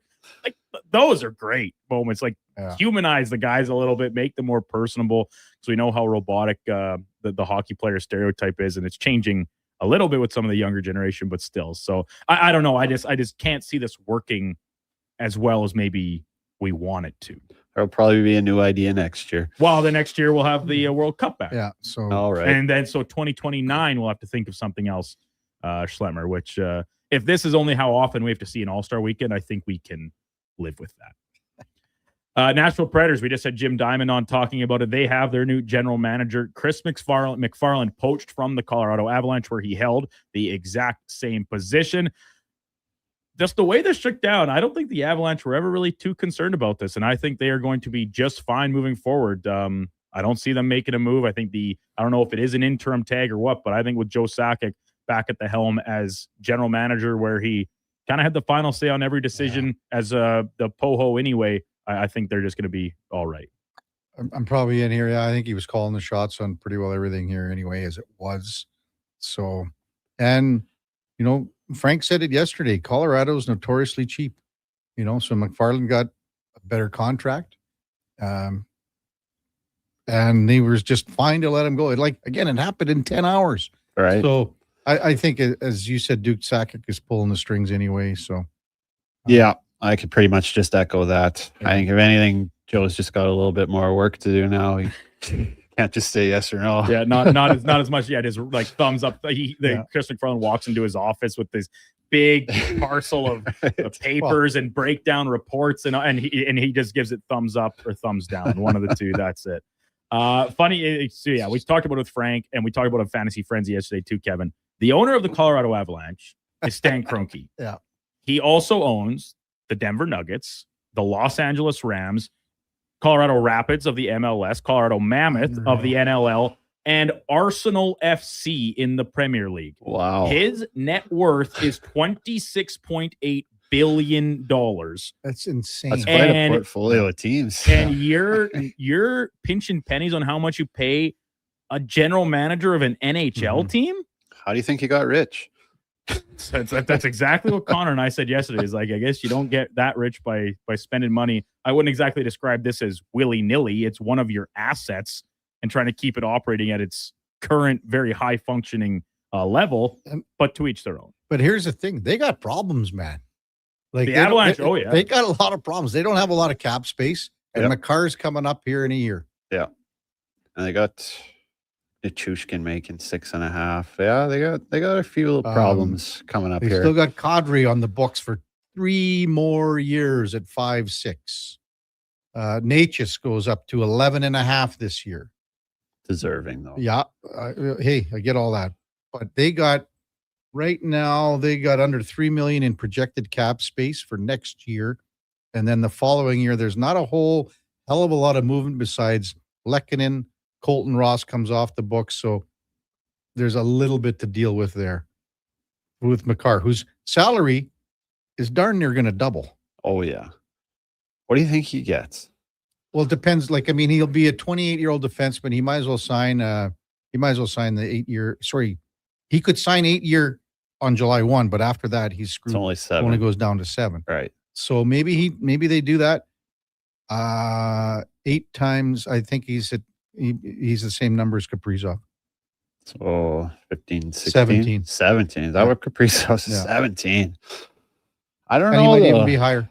You think he shoots for that? You think he tries to max out, or you think winning is important to him as well? I mean, you look at like Nate McKinnon's kind of led by example there of doing that. I think this one's a little different. Yeah. Yeah. I think this one's a little different. He's going to get paid. Yep. Final note on Stan Kroenke, just because while you guys were chatting there, I was doing some more reading on his. The new SoFi Stadium that the Rams and Chargers play out of in SoCal, he privately financed it himself, $5.5 billion, 2.7 million acres of land across Canada and the United States, and he's married to the heir to Walmart. That's wow. Brad just texted in and says Stan does not own the Nuggets and the Avalanche. His wife does, who's the cousin to Rob Walton, the owner of the Broncos. He says, I know I'm a massive Denver fan, Broncos fan. Well, they're in his portfolio, no matter how you slice it. I don't think he's hard up for cash to shell out a little more money for Chris McFarland if he had so wanted it. But he's in Nashville now, so all the power to him. Switching over to the hardwood, we don't talk basketball on a Wednesday very often with Schlemmer, but the finals do tip off tonight from San Antonio, the biggest rising star in the league, up against one of the most popular franchises in the New York Knicks. I don't know if it's shifted at all, but not many folks giving the Knicks a fighter's chance in this one. I've kind of turned on it. I don't know if it's just the feel-good element, the underdog side. I'm taking the Knicks in 7 here in a rematch of 1999. They get the upper hand this time around and get revenge on the Spurs. You're finally coming around. I think this is silly of me. I think it's foolish. This is more of a heart pick than a head pick, I think. Yeah. Well, and also I'm a Thunder guy, so I'm anti-Spurs because they just beat them out. I think mine's going to be a heart pick too, and I'm going to have to go with San Antonio. The old stomping grounds. Yeah, lived there for a couple of years. I'll never forget. Who's the coach there? I can't remember his name.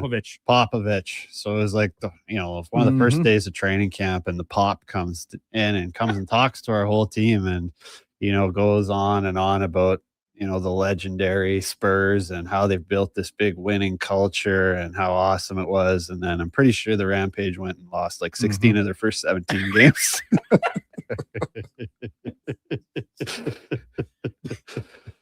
Oh, what year were you there, Schlemmer? That year would have been 08-09. 08-09. Yeah, I think we had a 17 and a 16 game losing streak before Christmas. Really? Yeah. I didn't know you played that many games before Christmas. Not a lot of wins in there. A few sprinkled in. 08-09. That's tough. That is tough. I'm sure my plus minus took a hit that year. Well, I was just about to say, I was like, I'm sure you were still a point per game guy. You're only minus 15. I was called up for like 20 games. 68 games, minus 15. I don't see other. That's not horrible. No. Having said that, Brett McLean was plus 5. Yeah. Brett McLean's a sniper. Is that he played in the NHL? Yeah, he played for the Yotes for a bit, didn't he? He did. He actually had like a heart issue, like a heart attack on the ice in the summer in Ontario once, and had to get brought back to life. So kind of lucky to be alive. I'm just looking at this roster, Duke. There might be 50 guys on the roster. That played a game for the team. Yeah, how many goalies? Just 4. Al Montoya was there. Monty. Josh Tortman, yeah. and then two guys that barely played, Carl Gehring and Joel Gisted. That was a long year. I remember the NHL owned us that year, the Coyotes. That was when all of that big mess was going on. And I remember Brad Treliving came in before a game and was like, I know you guys are all just waiting for us to fire the coach, but that's not happening. Hey, but you know what? Schlemmer could say he played with one of the Stahl brothers. Jared Stahl was there for 2 games. The forgotten Stahl.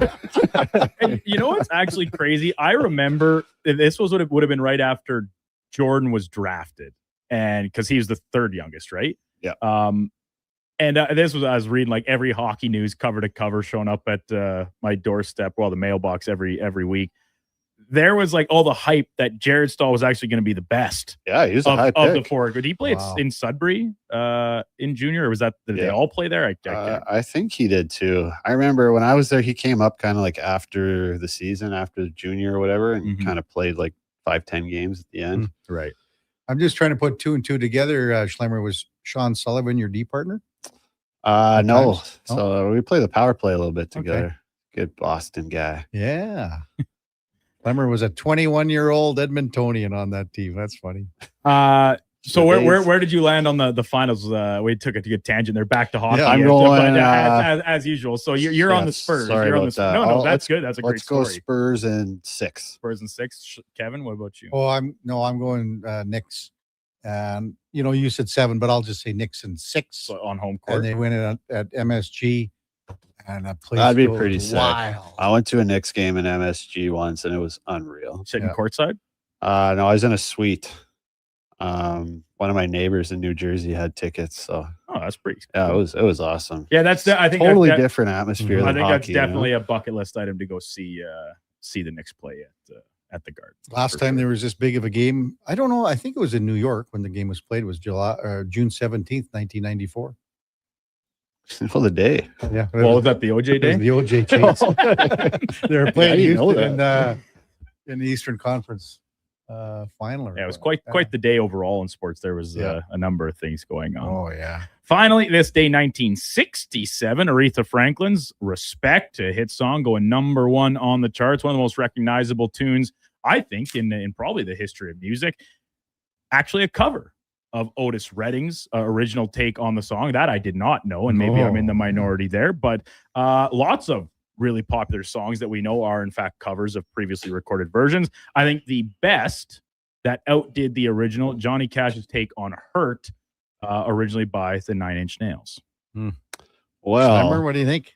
I think I'm really appreciative that Duke put a little link on this last question. Because I wouldn't have had a clue. So I'm on his little list here. I think it's top 60. I'm going to go with Jimi Hendrix, All Along the Watchtower. Great choice. Wow. Great choice. Well, Schlemmer's our classic rock guy. I think he's obligated to go there. Duke, and I thank you for the list too as well. But I actually had this in my mind before I went to the list. Okay, I think and I probably know where yes, you're going. I'm going with Tide, Low Tide. Yeah. And taking away his Dolly Parton version and going with Whitney Houston. Yeah. That scene at the end of The Bodyguard, it always brings a tear to my eye. Yeah, I bet it does. Sure it Tear does. to your eye. Well, yeah. Like she's on the plane and then, the song comes on. Just an emotional guy. Yeah. In touch with his feelings. It's true, man. It always brings a tear to my eye. And then, of course, like he got shot, so he's in his arms in a sling, Costner and everything. So. Yeah, I knew that's what you're gonna. Did you? I know. I thought maybe you'd try and pander a little bit to the Oilers faithful and Los Lobos La Bamba over Richie Valens. That's not the worst one. There's some good ones on that list. Oh, for sure there is. Yeah, lots. Like some that I don't really like. I don't like Lenny Kravitz's American Woman. Oh, really? I do. I like both versions, but I like Lenny Kravitz's.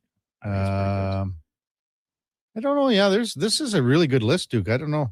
And this was the kind of simplest list to navigate of. I looked at a couple different ones to send you guys as just a simple reference point, because I know we're always doing this on the fly, on the go. But there were a few that I was a little surprised to learn about, I guess, that I wasn't aware of. And then the other big one, I think maybe, and this kind of goes both ways, Michael Jackson's Smooth Criminal, if you prefer the original or the Alien Ant Farm cover of it, where it's a little bit more of the kind of rock and roll to the pop cover or pop version of recording of MJ's. I didn't know that James Taylor's "You Got a Friend" is a cover.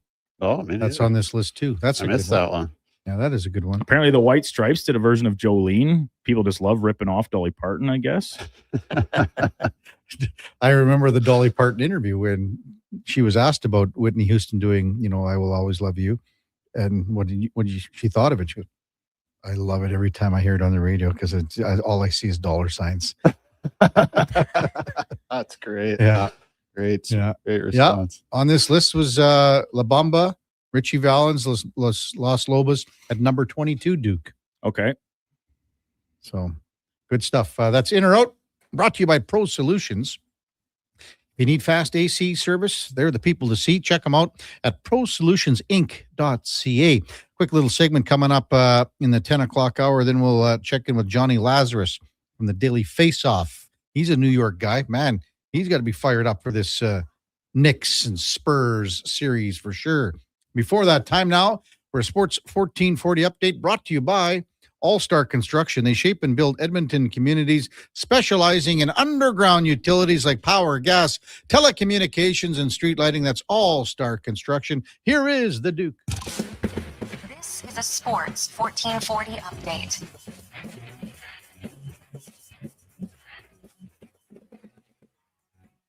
NBA Finals tipping off tonight from San Antonio with the Spurs taking on the New York Knicks in a rematch of the 1999 final. That saw the Spurs come out on top. Getting underway just after 6:30 in Texas. WNBA action tonight. Toronto Tempo in New York taking on the Liberty. Seattle hosting Phoenix. And in the majors, another full slate today, including the Blue Jays continuing their set in Atlanta against the Braves. Patrick Corbin will take the hill today for Toronto. First pitch scheduled for 5:15. You catch that game right here on Sports 1440. Joined in progress at the conclusion of the Jason Greger Show. Elsewhere, Detroit continuing their set in Tampa Bay. The Mets play Seattle. Baltimore up against Boston. Yankees host the Guardians in the Bronx. And the nightcap, Dodgers in Arizona against the Diamondbacks. Edmonton Riverhawks, they continue their series out in Victoria against the Harbor Cats. And from the clay at Roland Garros, Canadian Felix Auger-Aliassime currently in his third set, tied 1-1 up against Flavio Cobolli in their quarterfinal match. In mixed doubles, semifinals, Gabby Dabrowski and her partner Evan King victorious, and they are through to the finals. Coming up in hour 4 of the Kevin Karius Show, we'll be joined by Johnny Lazarus from the Daily Face-Off. I'm Brandon Douglas at your Sports 1440 update. Sports 1440, the Stingray radio station. CKJR broadcasts from West Edmonton Mall and Wetaskiwin. Download the free Stingray music app and listen wherever you go. It doesn't start on game day. It starts before kickoff, before the first snap. It starts with you locking in your season seats. This is Edmonton Elks football. The only way to experience it is being there for every hit, catch, and touchdown. The Elks home opener kicks off June 20th against Montreal. Your season seats are your way in. Get yours now at goelks.com/season seats. Edmonton Elks. Our city, our year. Hey there, I'm in the Fountain Tire sidecar, making a list of the things I'm doing this spring. 1. Saving you money, with up to 20% off select tires until June 13th. 2. Water skiing, tricky in a sidecar, but fun. And 3, saving you more money, with mail-in rebates of up to $100 off a set of 4 select tires and $50 off a $150 service with the purchase of 4 select tires. Oh, that's 4 things. Oh well, restrictions apply. Book online at fountaintire.com. Fountain Tire. We're on this road together, Canada. The longest running basketball show in Canada airs every Saturday morning at 10 on Sports 1440. Hoop City with Paul Sir introduces a new generation of basketball talk, and it's right here on Edmonton's home for sports, Sports 1440. Say hello to your new favorite drinks. Introducing new McCafe Refreshers. Icy cool, undeniably refreshing, and available in 3 flavors. Strawberry watermelon, mango pineapple, and blackberry passion fruit. Only at McDonald's. Question: what do you do with your metal? Lawn ornaments. Statues. I made this hat for Kitty, but it's a little heavy. Sorry, Mr. Fluffles. At Metal Supermarkets, they encourage you to submit your creations to the Metal My Way Gallery today. You can win some great prizes. Go to metalmyway.com, a celebration of metal mastery. Proudly sponsored by Metal Supermarkets, the local convenience stores for Southside, West End, metalsupermarkets.com. Why should you drive a Subaru? How about durability, style, and an excellent customer experience from the moment you step into the showroom? And how about accolades, including awards for numerous 2026 Subaru models from both AutoTrader and JD Power? But don't just take my word for it. Take a test drive and you'll see why the Subaru name is recognized and renowned for quality. To learn more, visit Subaru.ca. Welcome to Uncommon. Welcome to Subaru.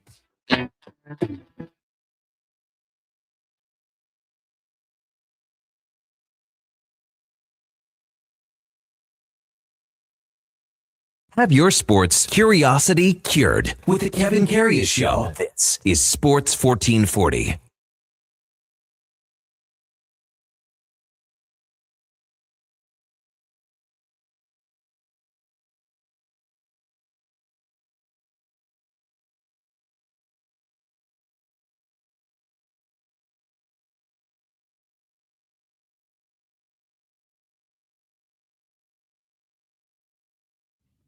All right, welcome back to the big program, 1011. Ian Edmonton, Kevin Karius, David Schlemko, Duke of Delburne, Josh Fenwick with you here on Sports 1440. We just had that last question of in or out about the best covers. We got lots of texts coming in. I'm changing my pick. Yeah. I'm changing from Dolly Parton, Whitney Houston, and I'm changing it because I never saw him on the list until just now. And it's Ike and Tina Turner, Proud Mary. Okay. The remake of the CCR.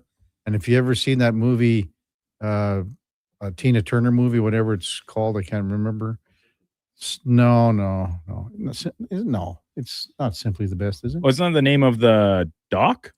No. Well, it's not a documentary. This is a real movie. Okay. Angela Bassett played her in the movie. And it's just, the movie's called What's Love Got to Do with It? That's the name of the movie.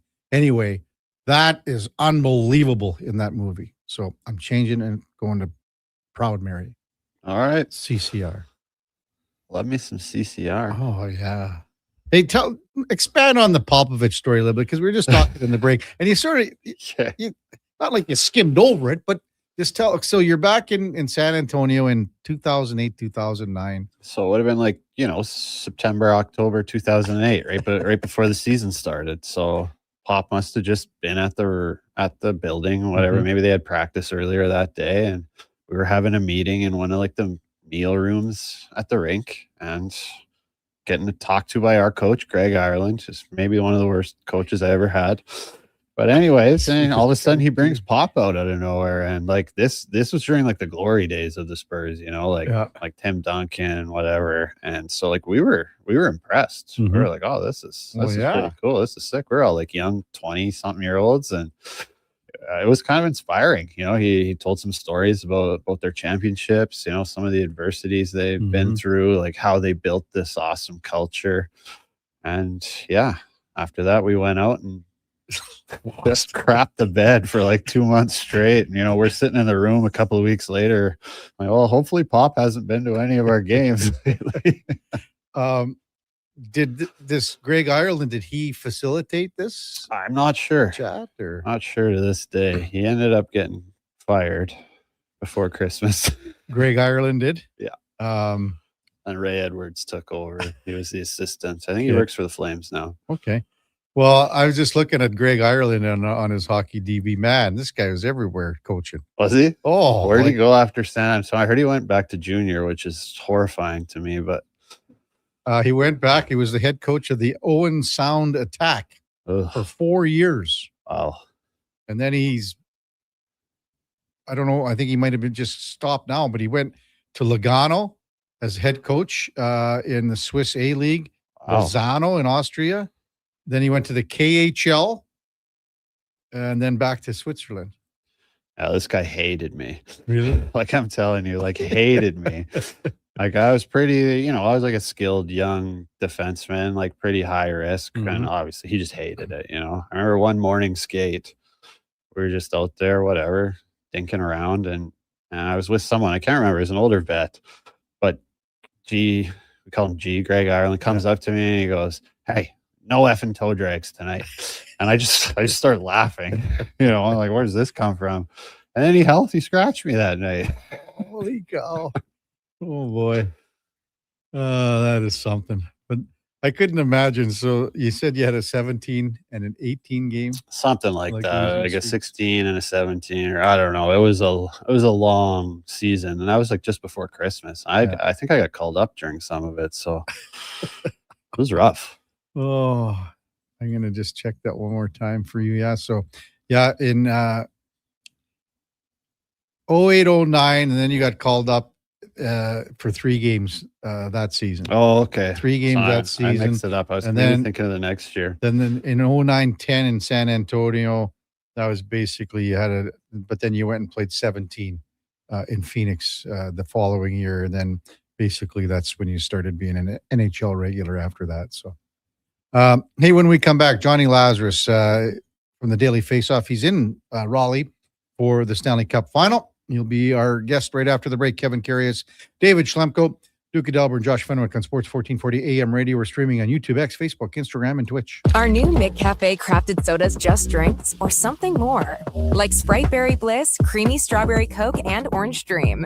All swirled with fizzy flavor and topped with silky cold foam. Only at McDonald's. At participating McDonald's restaurants in Canada. Come for Canada's largest trade shows, the biggest names in entertainment, exhilarating sporting events, and more. And stay for the experience at the Edmonton Expo Centre. Looking for the perfect place to host your next big event? From trade shows to galas, meetings, and concerts, the Edmonton Expo Centre has the space, event expertise, and service to make your next event unforgettable. With over 522,000 square feet of flexible event space, in-house catering, and operational expertise, they bring your biggest vision to life. Learn more at EdmontonExpoCenter.com today.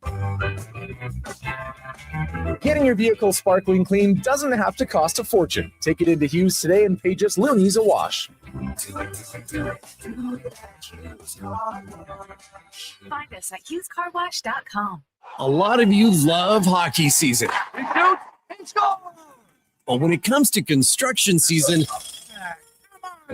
you're not as excited unless you work for GS Construction. It's true. As one season is winding down, ours is winding up with all sorts of great projects to make the city we live in better. And our team is hiring. GS Construction is scouting for pipe layers, topmen, and heavy equipment operators. So if you want to score a great job, visit gsconstruction.ca today. Air conditioning from Legacy Heating and Cooling is like a country love song because you always know exactly what you're getting. Cause girl, you're hotter than Tennessee, cooler than Legacy's AC, blowing that southern breeze over me. Wheat fields, cold beer, pickup trucks, John Deere. You see, Legacy is that predictable because Legacy always has AC in stock and will install it faster than a truck burning down a back road. Plus, no interest and no payments for 1 year. That's how you lasso your Legacy. Legacy Heating and Cooling. You wanted local sports on weekends. Saturday mornings at 9, check out the Saturday Sports Setup, where we'll tee up what's happening on the weekend sports scene. Tune in Saturday morning at 9 on Sports 1440. Debt can take over your life. The stress, the constant worry, it can feel like you're drowning. When people come to see me, they're often anxious and feeling hopeless. But when I explain how I can help them get out of debt, those feelings melt away. I'm Parveen Middleton, licensed insolvency trustee at BDO here in Edmonton. I will create a personalized debt relief plan so you can move forward with confidence. Call 1-833-BDO-TALK or visit bdodebt.ca to discover your debt-free future. We just dropped a massive payload at NISQ 4. It's time to unload some deals at the Truckload of Savings event. If you've been waiting to upgrade, we backed up the savings with unbeatable offers on our toughest Fords. Right now, haul away exactly what you need and take advantage of massive price drops across our entire lineup, including the legendary Ford F-150 for the job site or the weekend getaway. Shop the Truckload of Savings at nisqford.ca. Nisq Ford, above expectations.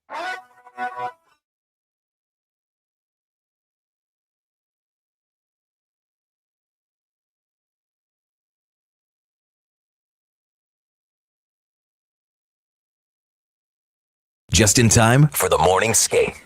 This is the Kevin Karius Show on Sports 1440. All right, welcome back to the big program, 10:20 in Edmonton, and time now for the game of the day, brought to you by St. Albert Dodge, where the 2026 Ram 2500 Black Express packages are here. They got the 20-inch black aluminum wheels, Mopar side steps, the body color bumpers and grills, the sport performance hood. Check them out at stalbertdodge.com as we welcome back Johnny Lazarus from the Daily Face-Off. Good morning, Johnny. You're with Kevin Karius and the former NHLer, David Schlemko. Thanks for jumping on Sports 1440 this morning. Really appreciate it. Good morning, fellas. Happy to be here. It's kind of an off day for me, so I get to relax by the pool in this beautiful North Carolina weather, and nice. I'm chilling. Attaboy, right by the. You're like Slapshot, Johnny. You got a chair by the pool, man. You know what? I didn't put on sunscreen though, so I might get absolutely fried. Love it. That'll be a concern of my mother's for later. Oh wow! Hey, and you just got to get there for game time tomorrow. What was game like to be in the building for you last night? I can't imagine how electric the atmosphere was. So you know what? It was very different. We got there at around 4:00 because Gary Bettman was speaking, Bill Daly and Marty Walsh had their press conference. So I didn't get to necessarily capture what was happening on the outside. And I was saying this morning on our show. Like, there wasn't much of a buzz in the building until the guys hit the ice for warm-up, which is usually, like, uncommon, I guess, this time of year. Because, I don't know about you guys, but I'm the type of fan, when that building opens, I'm inside. And I'm ready to go, and I'm ready to rock. But because we are here in North Carolina, there was, the Brothers Osborne concert outside, the tailgating outside. It seemed like all the energy, from what I've heard, was outside. So it's a little bit different in that scenario. But I do think that is what makes this place special, and what makes it unique is that, people were in the parking lot at 3:30 when I pulled up, and they were ready to go. There was actually a kid on rollerblades, like putting himself through drills in the parking lot before it got full. So the people here love hockey, but it definitely is a little different as far as the buildup for the game goes. But once Ehlers scores however many seconds into the game, it was insane. Like, what an awesome way to start the series. Yeah, I mean, I will say, from even just playing in Carolina in the middle of the regular season, I mean, the bus gets to the game and there's people tailgating outside, playing cornhole. I think it's just like a culture down there. Yeah, and I'm all for it, man. Like, I grew up on Long Island, so they used to do that at Nassau Coliseum too. Like, it is, it's special when you mix in tailgating culture with Stanley Cup playoffs. Yeah. Johnny, how much did the game itself surprise you, how it played out, where most people were, expecting things a lot tighter, as far as the score goes, and maybe lower scoring too? Well, yeah, I think I picked Carolina in the under yesterday, so definitely a complete 180 from what I expected. But I think the way it started was as expected, right? Like, you kind of expect Carolina to come out firing out of the gates. I mean, you wouldn't expect them to score less than a minute in, but that push in the first 10, I think we all have learned to know that Carolina is capable of. But I remember, like, I said to, Mike Ashmore next to me, like, when Barbashev scored, I was like, how the hell is this a 2-2 game right now? Like, right. it made absolutely no sense, but that's how good the Vegas Golden Knights are. And that's Carolina's problem. Like, while they've found ways to score goals in the last few games here, when they're dominating teams and they're not finishing, they allow those teams to stay in the game. So Vegas, while they had a horrible first period, they still had like 3 or 4 quality looks. Like, I remember Hurdle had one where he tried to slide it across the crease. I think it got broken up. There were a couple of good chances for Vegas, and that kept them in the game mentally, right? It's not like they were being totally outplayed and not able to generate anything. Like, they got a few looks, and then, Braden McNabb makes a great pinch on the wall. They stay overly aggressive. Then it's a bad read off a D-zone faceoff by Keandre and Sebastian Aho. And, a couple mistakes ends up in the back of Carolina's net. And just like that, they're trailing. So I don't know. Like, it definitely was a surprise of how high scoring it was, because the talk going in was how good defensively both teams were and how great both goalies have been. But if you kind of said to everyone, like, Carter Hart and Freddie Anderson might not stand on their heads at the start of the series, like, I don't think that would catch anyone by surprise. Yeah. I mean, so yeah, for me, like, the biggest surprise was the Hurricanes coming out in the second period and not being able to kind of sustain that pressure they had. Vegas was able to push back a little bit sooner than I thought. the Hurricanes are aggressive. They didn't change the way they played. They've been playing like this the whole playoffs, but they got exposed a little bit. Some of the Vegas skill guys, they make some plays with the puck under pressure. So I guess, what do you see coming from Carolina the next game? Do you think they make some adjustments to this man-on-man system after getting exposed a few times, or you think they just stick with it like they have been? I don't think they'll make adjustments. Just because, again, we're talking about a team that's lost 2 games in the playoffs, right? Like, I don't think they're in any mode of panic. And this happened last round 2 to Montreal. While it did look a little different, I think that the players' takeaway last night was the same sentiment as it was after game 1, that last night it was self-inflicted wounds and not something that Vegas necessarily did better than them. And I truly feel they believe that. But for me, what's going to have to clean up is Carolina's power play. Although Vegas didn't score the power play last night either, they did have some good looks. If they're not going to win the 5-on-5, which they probably should, they're going to need to find a way to get one on the power play. And, that all comes from those top 3 guys, right? Like Aho, Svechnikov, and Jarvis. I thought Jarvis was the most noticeable of the 3 last night. He had a couple chances where he maybe passed up an opportunity to shoot. The one that stands out the most, he had the puck in the slot in the second period, and Svechnikov was kind of creeping down that back post on his off wing, and he tried to make that pass, and it goes through Svechnikov's legs, and he goes down. But Svechnikov, while he was, physical and threw some big hits, he wasn't necessarily noticeable at all offensively. I can't remember like a good scoring chance he had, so he's got to be a little bit better. And I think Aho has, this is the problem with Carolina. It's that like they are so good as a collective group, but they do also have a lot of guys with individual talent, but we kind of let that slide because the team is so good collectively. But this time of year, like you need those guys who have the individual talent to step up and make something happen. Johnny Lazarus from the Daily Faceoff, our guest Kevin Karius, David Schlemko on Sports 1440 AM radio. So those big 3 on that top line, Svechnikov, Aho, Jarvis, why, in your opinion, Johnny, are they not generating more? Not just last night, but for the entire playoffs here?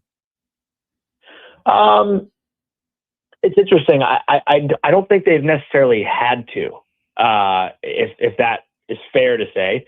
I know they're in the offensive zone. They're making plays happen. Jarvis, I think, has been, they've created shorthanded, like Jarvis has a couple of shorthanded looks. Aho has a shorthanded goal and whatnot. They've been able to generate. I don't think generating has been necessarily a problem. It's the finishing that's been a problem. Okay. But last night in particular, generating was a problem. And for that, like, I don't necessarily know if I have an answer. Obviously Carolina likes to do that punt and hunt style of, flip the puck out in the D zone, chase it into the offensive zone, and go to work from there. And they just weren't really able to do that against the Golden Knights' bigger defensemen. But I do think they will figure it out as the series progresses. Mm-hmm. Why do you think John Tortorella is pushing all the right buttons right now with this Vegas team? I got to be honest. I know media members feel a certain way about him. I love that guy. I think he's awesome. If you give him the right stuff, he'll give it right back to you. You got to kind of find the right things to ask with John Tortorella, and I think with him, he just seems like he's so calm. And how could you not be when you're like 24-1 behind the bench? Mm-hmm. But nothing seems to really faze him. And his whole message from media day was, I want our team to get better as the series goes on. So in the first period of a brand new series, he kind of, I think, expected his team to not be that great. I think the start wasn't even a surprise for him. He knew that Carolina was going to push, and he expected it. And you know what? Going into the first intermission down 1 goal with the way they played, I take that as a win for Vegas, right? Like I saw Gary Lawless in the hallway, and I was like, oh man, what a rough period. And Gary said, they'll be better in this. They'll be better in the second, like no doubt. And that's been the MO for Vegas as the playoffs have gone. Like you look at the first 4 games in the first 2 rounds against Utah and Anaheim, they didn't look like anything special, right? But games 5 and 6, they were shut down.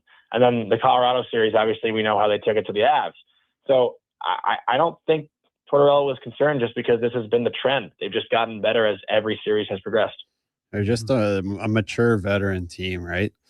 I just want to go back to the Hurricanes power play because I agree with you. I think this is going to be huge. And I mean, looking at game 1, it seemed like they have trouble entering the zone, even getting set up. You know, they don't have the Mitch Marner, the Jack Eichel that can kind of sift his way through 4 guys and set the puck up. So I mean, is Aho that guy, or what do you think they can do to maybe do a little bit better job on the entries? I think it is Aho, but honestly, I don't think they should be afraid to dump it and go chase it. That's what they do at 5-on-5, and that's what makes them successful. Like, I know that's if I were on a power play, that's the last thing I'd want to do. But if that's what makes Carolina good, like, why not consider dumping the puck in and going to get it on the man advantage and outnumbering the puck? Like, it's effective. But that's right. Like, that's what you're kind of taught against. Is it's so hard to get the puck. Why get rid of it when you have it? I think that's kind of every player's pet peeve, but I think that could find some success for them. Johnny Lazarus from the Daily Faceoff, our guest on Sports 1440.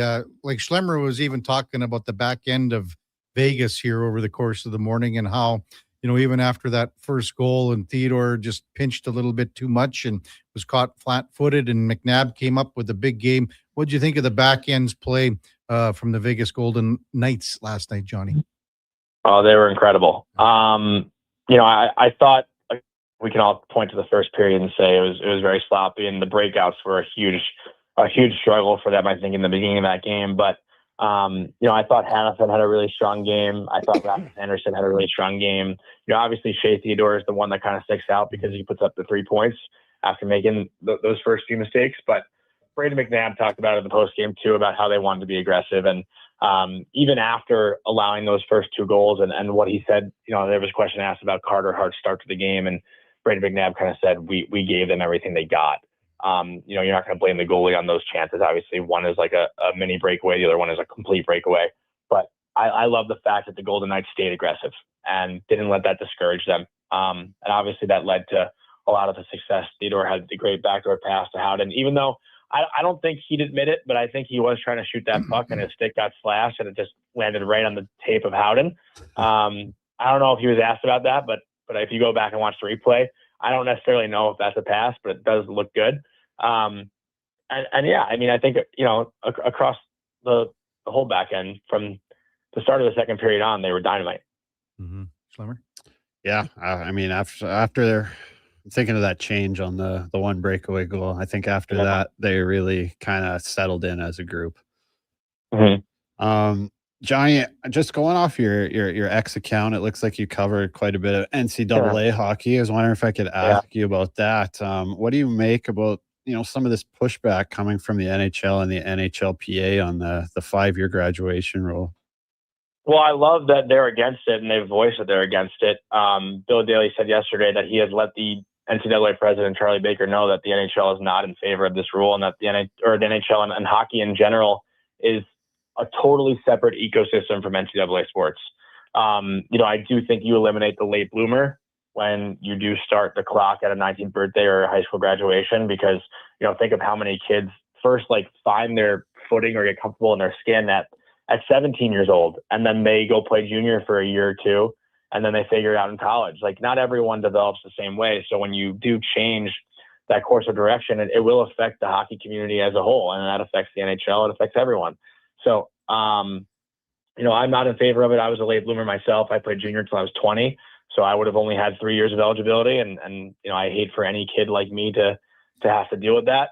But, I think we're seeing a complete change in the way that hockey works across the board. And that's something I asked Bill Daly and Gary Bettman yesterday was, if these changes do get put in place, would the NHL ever consider changing the draft age to 19? That's something that I feel like has no negatives. I know we see it in the NBA and NFL, and I know there are the rare 18-year-olds who step in and dominate, like we saw this year with Matthew Schaefer. But I do think as a sport as a whole, giving one more year and then promoting college hockey, letting junior hockey have an extra year of these guys too. They can play, maybe they're 18-year junior, then go play 1 year of college. This way everybody wins, right? You get the promotion of the CHL, the USHL for the 18-year-olds, and then they can go play in college and get drafted out of college like we see in the NBA and NFL. I think, that allows also the American fans, and I know Canadian fans will always be loyal no matter where these guys are playing, but the American fans love to follow college sports.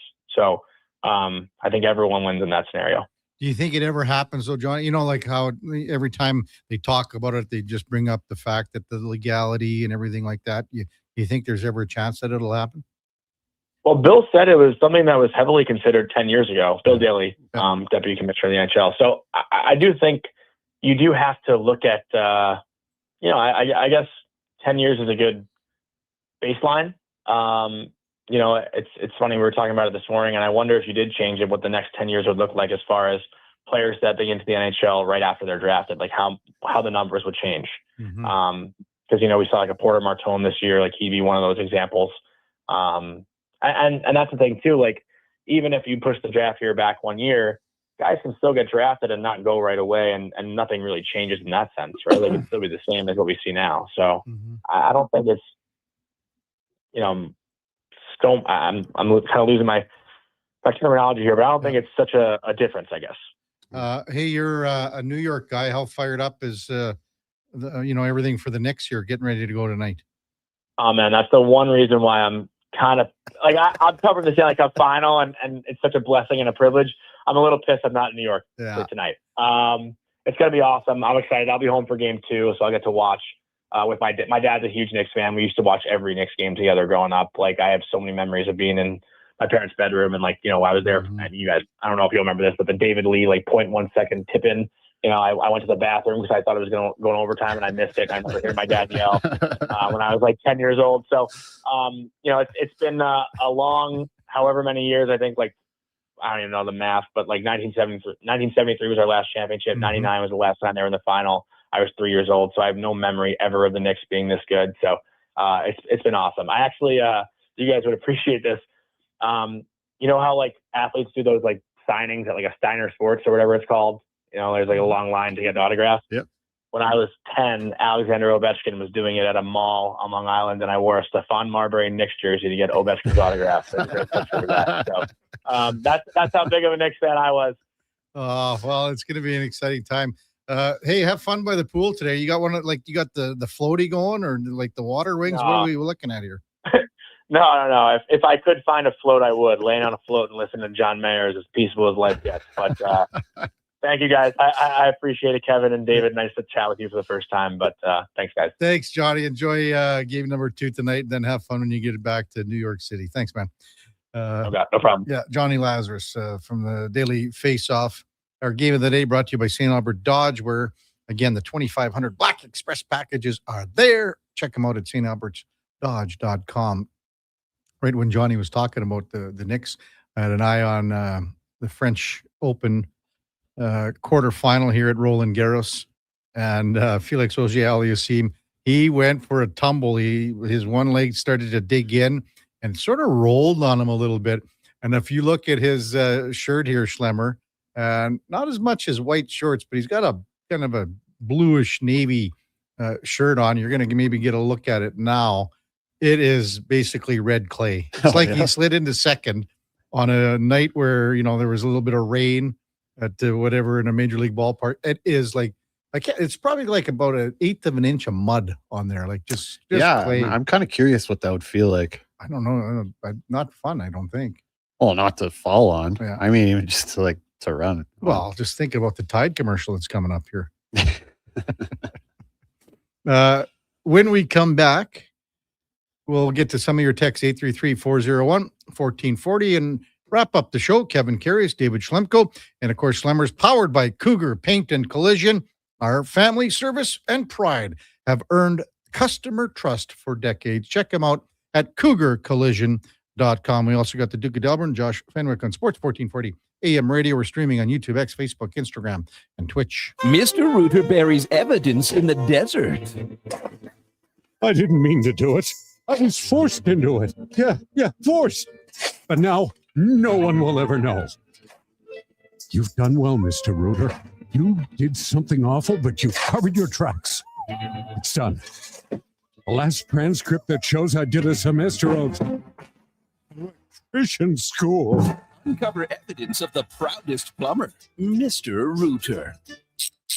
At Cougar Paint and Collision, caring family touches go the extra mile. I remember specifically there was a pretty old lady near the end of her driving career, and she came in and she was just distraught. She sat down, And within 5 minutes, she had a cup of coffee, she had a donut. A lot of shops don't offer things like that. We realize how traumatic a vehicle accident can be. The little family touches like an animal or a coffee or a donut, they really go the distance. Cougar Paint and Collision, our family helping your family. There's still time to book your tournament at the Ranch Golf and Country Club. As one of Alberta's top tourney courses, the Ranch makes hosting fun and easy for any group or business. No matter how unique or unusual, they'll accommodate your vision for an event no one will soon forget. Start planning your tournament today at their beautifully landscaped course on the outskirts of West Edmonton. On-site event coordinators are here to help, but hurry, availability is limited and booking fast. Visit theranchgolf.com. When thirst strikes and your energy begins to fade, one hero rises above the rest. Introducing the Superpower Smoothie from Booster Juice. A bright sun-charged burst of mangoes, bananas, and blue spirulina. An out-of-this-world smoothie, just in time for the new Supergirl movie. Discover your power and channel your inner superhero. Fly into your local Booster Juice and experience it for yourself today. And see Supergirl. Only in theaters June 26th. The longest running basketball show in Canada airs every Saturday morning at 10 on Sports 1440. Hoop City with Paul Sir introduces a new generation of basketball talk, and it's right here on Edmonton's home for sports, Sports 1440. Air conditioning from Legacy Heating and Cooling is like a country love song because you always know exactly what you're getting. Cause girl, you're hotter than Tennessee, cooler than Legacy's AC, blowing that southern breeze over me. Wheat fields, cold beer, pickup trucks, John Deere. You see, Legacy is that predictable because Legacy always has AC in stock and will install it faster than a truck burning down a back road. Plus, no interest and no payments for 1 year. That's how you lasso your Legacy. Legacy Heating and Cooling.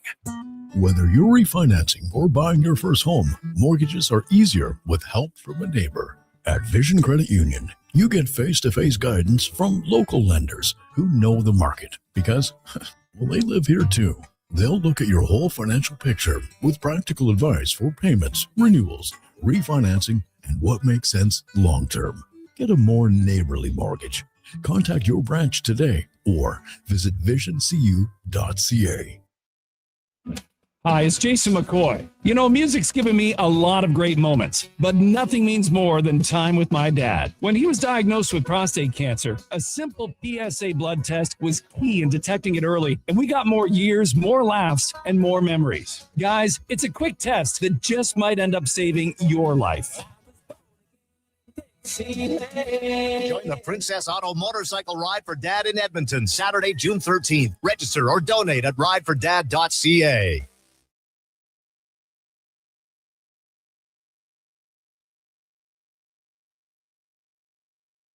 Have your sports curiosity cured with the Kevin Karius Show. This is Sports 1440.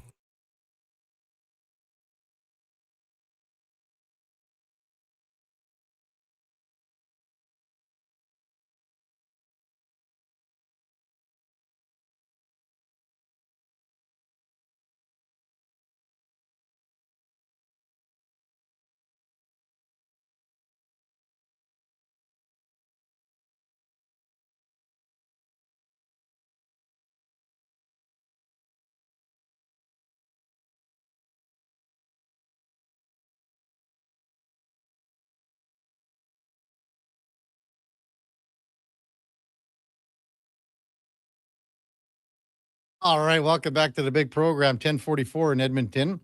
Just keeping an eye on the quarterfinals at Roland Garros and the clay courts of the French Open. Felix Auger-Aliassime defeated Flavio Cobolli 6-4 in the first, lost the second.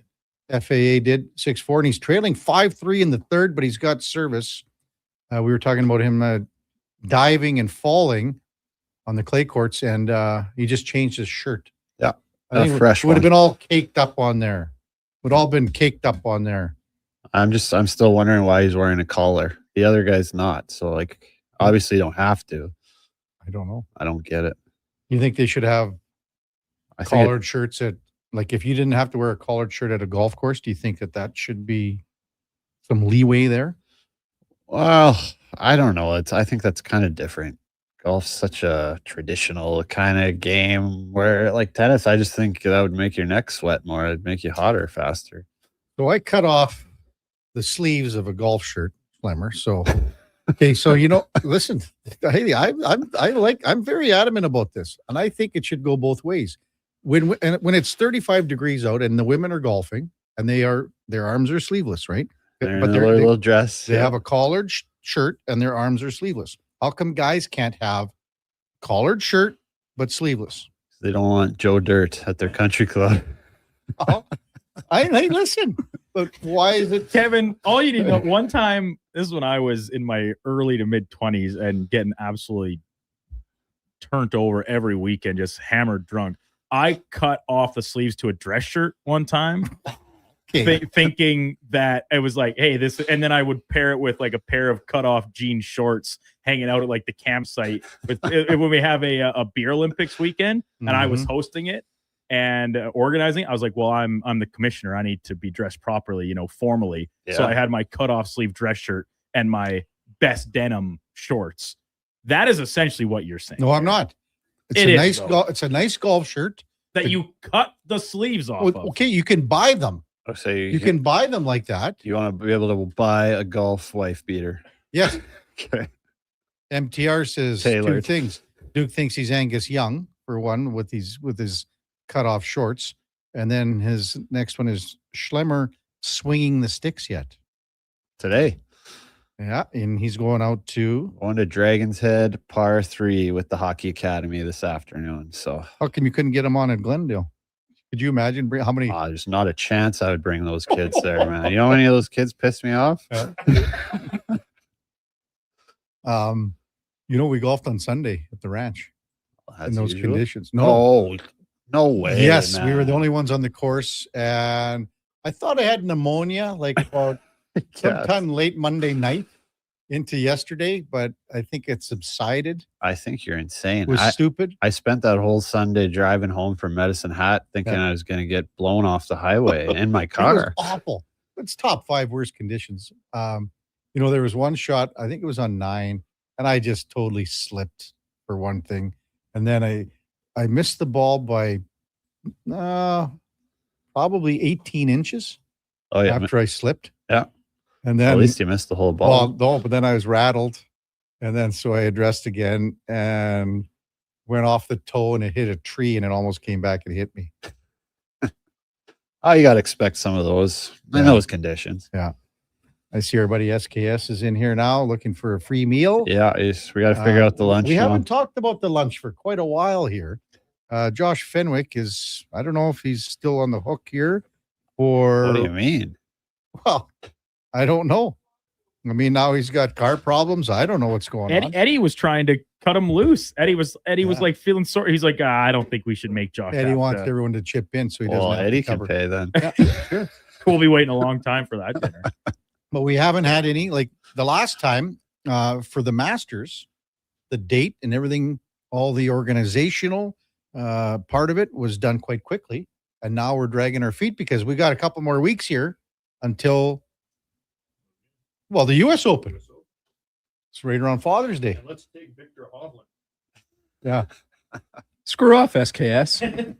By the way, I texted you guys trying to find a date that all worked for you, and nobody responded. That is so. That's actually your guys' fault. I never saw this. I didn't see it. I am surprised, but I did my part essentially saying, "Hey guys, like, what time are you available?" You're not and wrong, nobody John. responded. John, see, that's your first mistake because that is what we kind of tried to do originally for the I wasn't first in the one. group chat at that point. No, I know. And so then it was just like asking everyone's like, oh, what day works for you? What day works for you? Just get one where ask individually, nobody gives a hard rejection, and then just tell them that this is when we're doing it. Mm-hmm. That's what it boiled down to, how it got figured out last time. Oh my God. You just make a decision. Yeah, you're paying, man. You pick the day, guys will be there. Yeah. And then we got to get the next draft going. Yeah. And who gets last pick again? Right here. 2 champion picks back to back. Not a big deal. I'm not. No, you can't. Oh, I could take him. So, Josh, you get first pick. But joy. Like, Yeah, No? the order would go Josh, Eddie, me, SK or no, Schlemmer, SKS, and then Kev. Okay, so I'm seeing the Josh, scores. maybe I'll take Oberg this time. Getting so creative. I know. So last pick. That's 2 in a row now. Last picks. Oh, you're doing just fine. Well, sorry, Kevin. Is there a winner to this, or is there just one loser? Yeah, no, there's a winner. I don't think so. Championship Do pick. you get extra food at the buffet because you're having the low scores? I'm gonna order. I'll be ordering a beer. I know that. I don't think he needs extra. He gets plenty as is. Plenty it's as gonna be- is. Yeah, we'll be the. Well, okay. I think SKS ate the most last time. You think he ate more than Eddie? Oh yeah, because he was there at 10 o'clock. We don't know. We don't know what he ate before. Eddie didn't. Eddie wasn't number one. Eddie did nothing. Yeah, he did nothing. So Nothing. his first. I tried. How about Eddie? The not first, the the biggest first eater. plate he took with those 2 little dainties, those deep fried wontons, and he put a little of that sauce on it. He thought that was a plate. That was his first course, a little bad it is. appetizer. Oh, we got to get that rolling. Hey, I got to ask you a question here about the Vegas Golden Knights team here, because they got, I think, 5 guys, Schlemmer, that went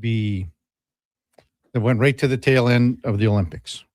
Okay, so Okay, yeah. Eichel, Hannafin didn't play as much as some other guys on the team, I don't think, but Still played. Yeah, but then you had Stone and Marner and Theodore. They also had some other players at the Olympics too, like Rasmus Anderson didn't play. Right, yeah. Hurdle was with Czech, and they had the goalie. I don't know if he even played. It doesn't matter. He doesn't count. But you know what? I haven't heard anything about, oh man, long season, playoffs. I haven't heard a lot of that. And even Sure. to be honest with you, from the Carolina angle, because they're in the, I mean, they didn't have anybody in the medal round in the gold medal game, but they had Aho, Ehlers, Frederick Anderson, I guess Seth Jarvis for Canada. Yep. And then, sorry, Slavin, my mistake. I haven't heard anything like in the last bit about, oh man, what a long year. I don't think you will. Yeah. I think these guys have been waiting a long time to be in the Olympics, and you're not going to hear them complain about it. But it's funny, like when you think about the Oilers and okay, all the injuries, Stone was hurt here. You think about the Oilers and everyone's, they start talking about that a lot. That got brought up about, after the season was over. Yeah, it was a long year. Yeah.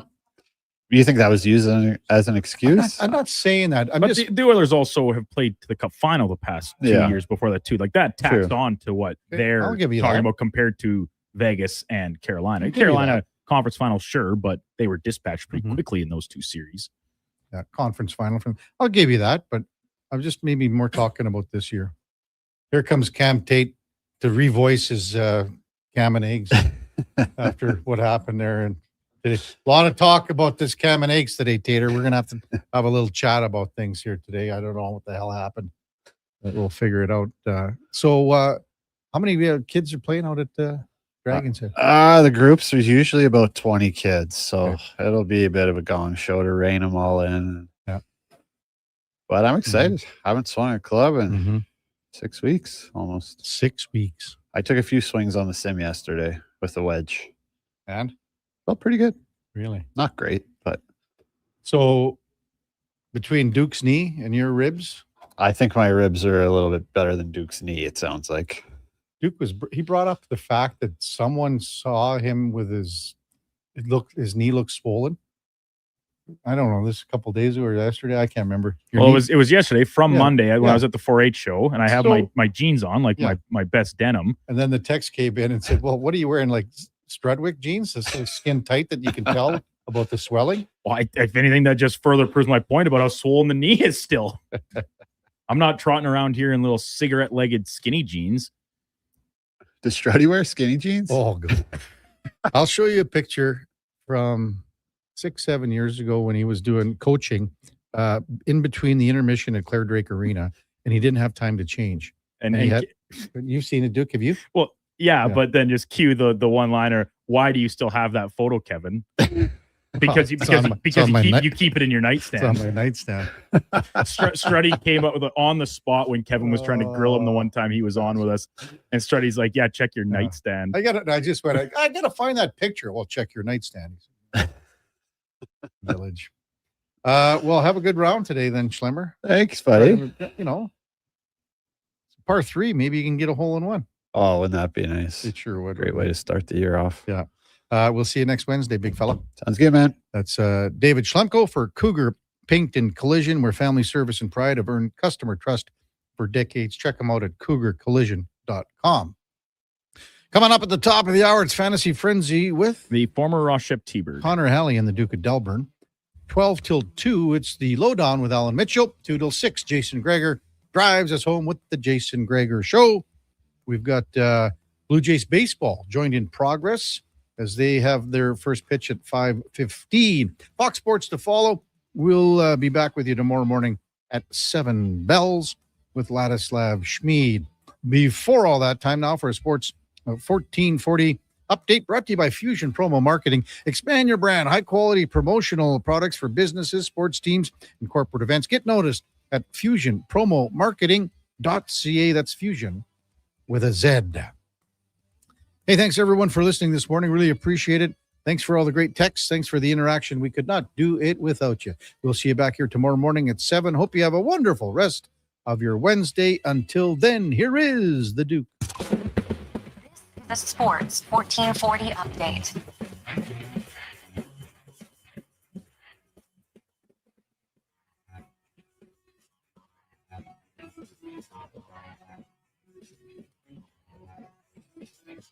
NBA Finals tipping off tonight from San Antonio. The Spurs hosting the New York Knicks in a rematch of the Finals from 1999, where the Spurs emerged victorious. Tip-off scheduled for 6:30 from Texas. In the majors today, full slate of games, including the Blue Jays continuing their set in Atlanta against the Braves. Patrick Corbin on the hill for Toronto. First pitch scheduled for 5:15. You can catch that game right here on Sports 1440, joined in progress at the conclusion of the Jason Greger Show. Elsewhere, Detroit in Tampa Bay. That's set to get underway just after the top of the hour at 1:40. Seattle hosting the Mets. Baltimore is in Boston. The Yankees host Cleveland in the Bronx. And the nightcap game, Dodgers in Arizona against the Diamondbacks. Edmonton Riverhawks continue their midweek series in Victoria against the Harbor Cats. And from the clay at Roland Garros, Canadian Felix Auger-Aliassime, quarterfinal action, currently trailing Flavio Cabelli 2-1. And in mixed doubles earlier this morning, Canadian Gabby Dabrowski and her partner Evan King victorious in their semifinal action. They are through to the finals. Coming up on Sports 1440, it is Fantasy Frenzy with Hallie and Douglas. I'm Brandon Douglas at your Sports 1440 update. Sports 1440.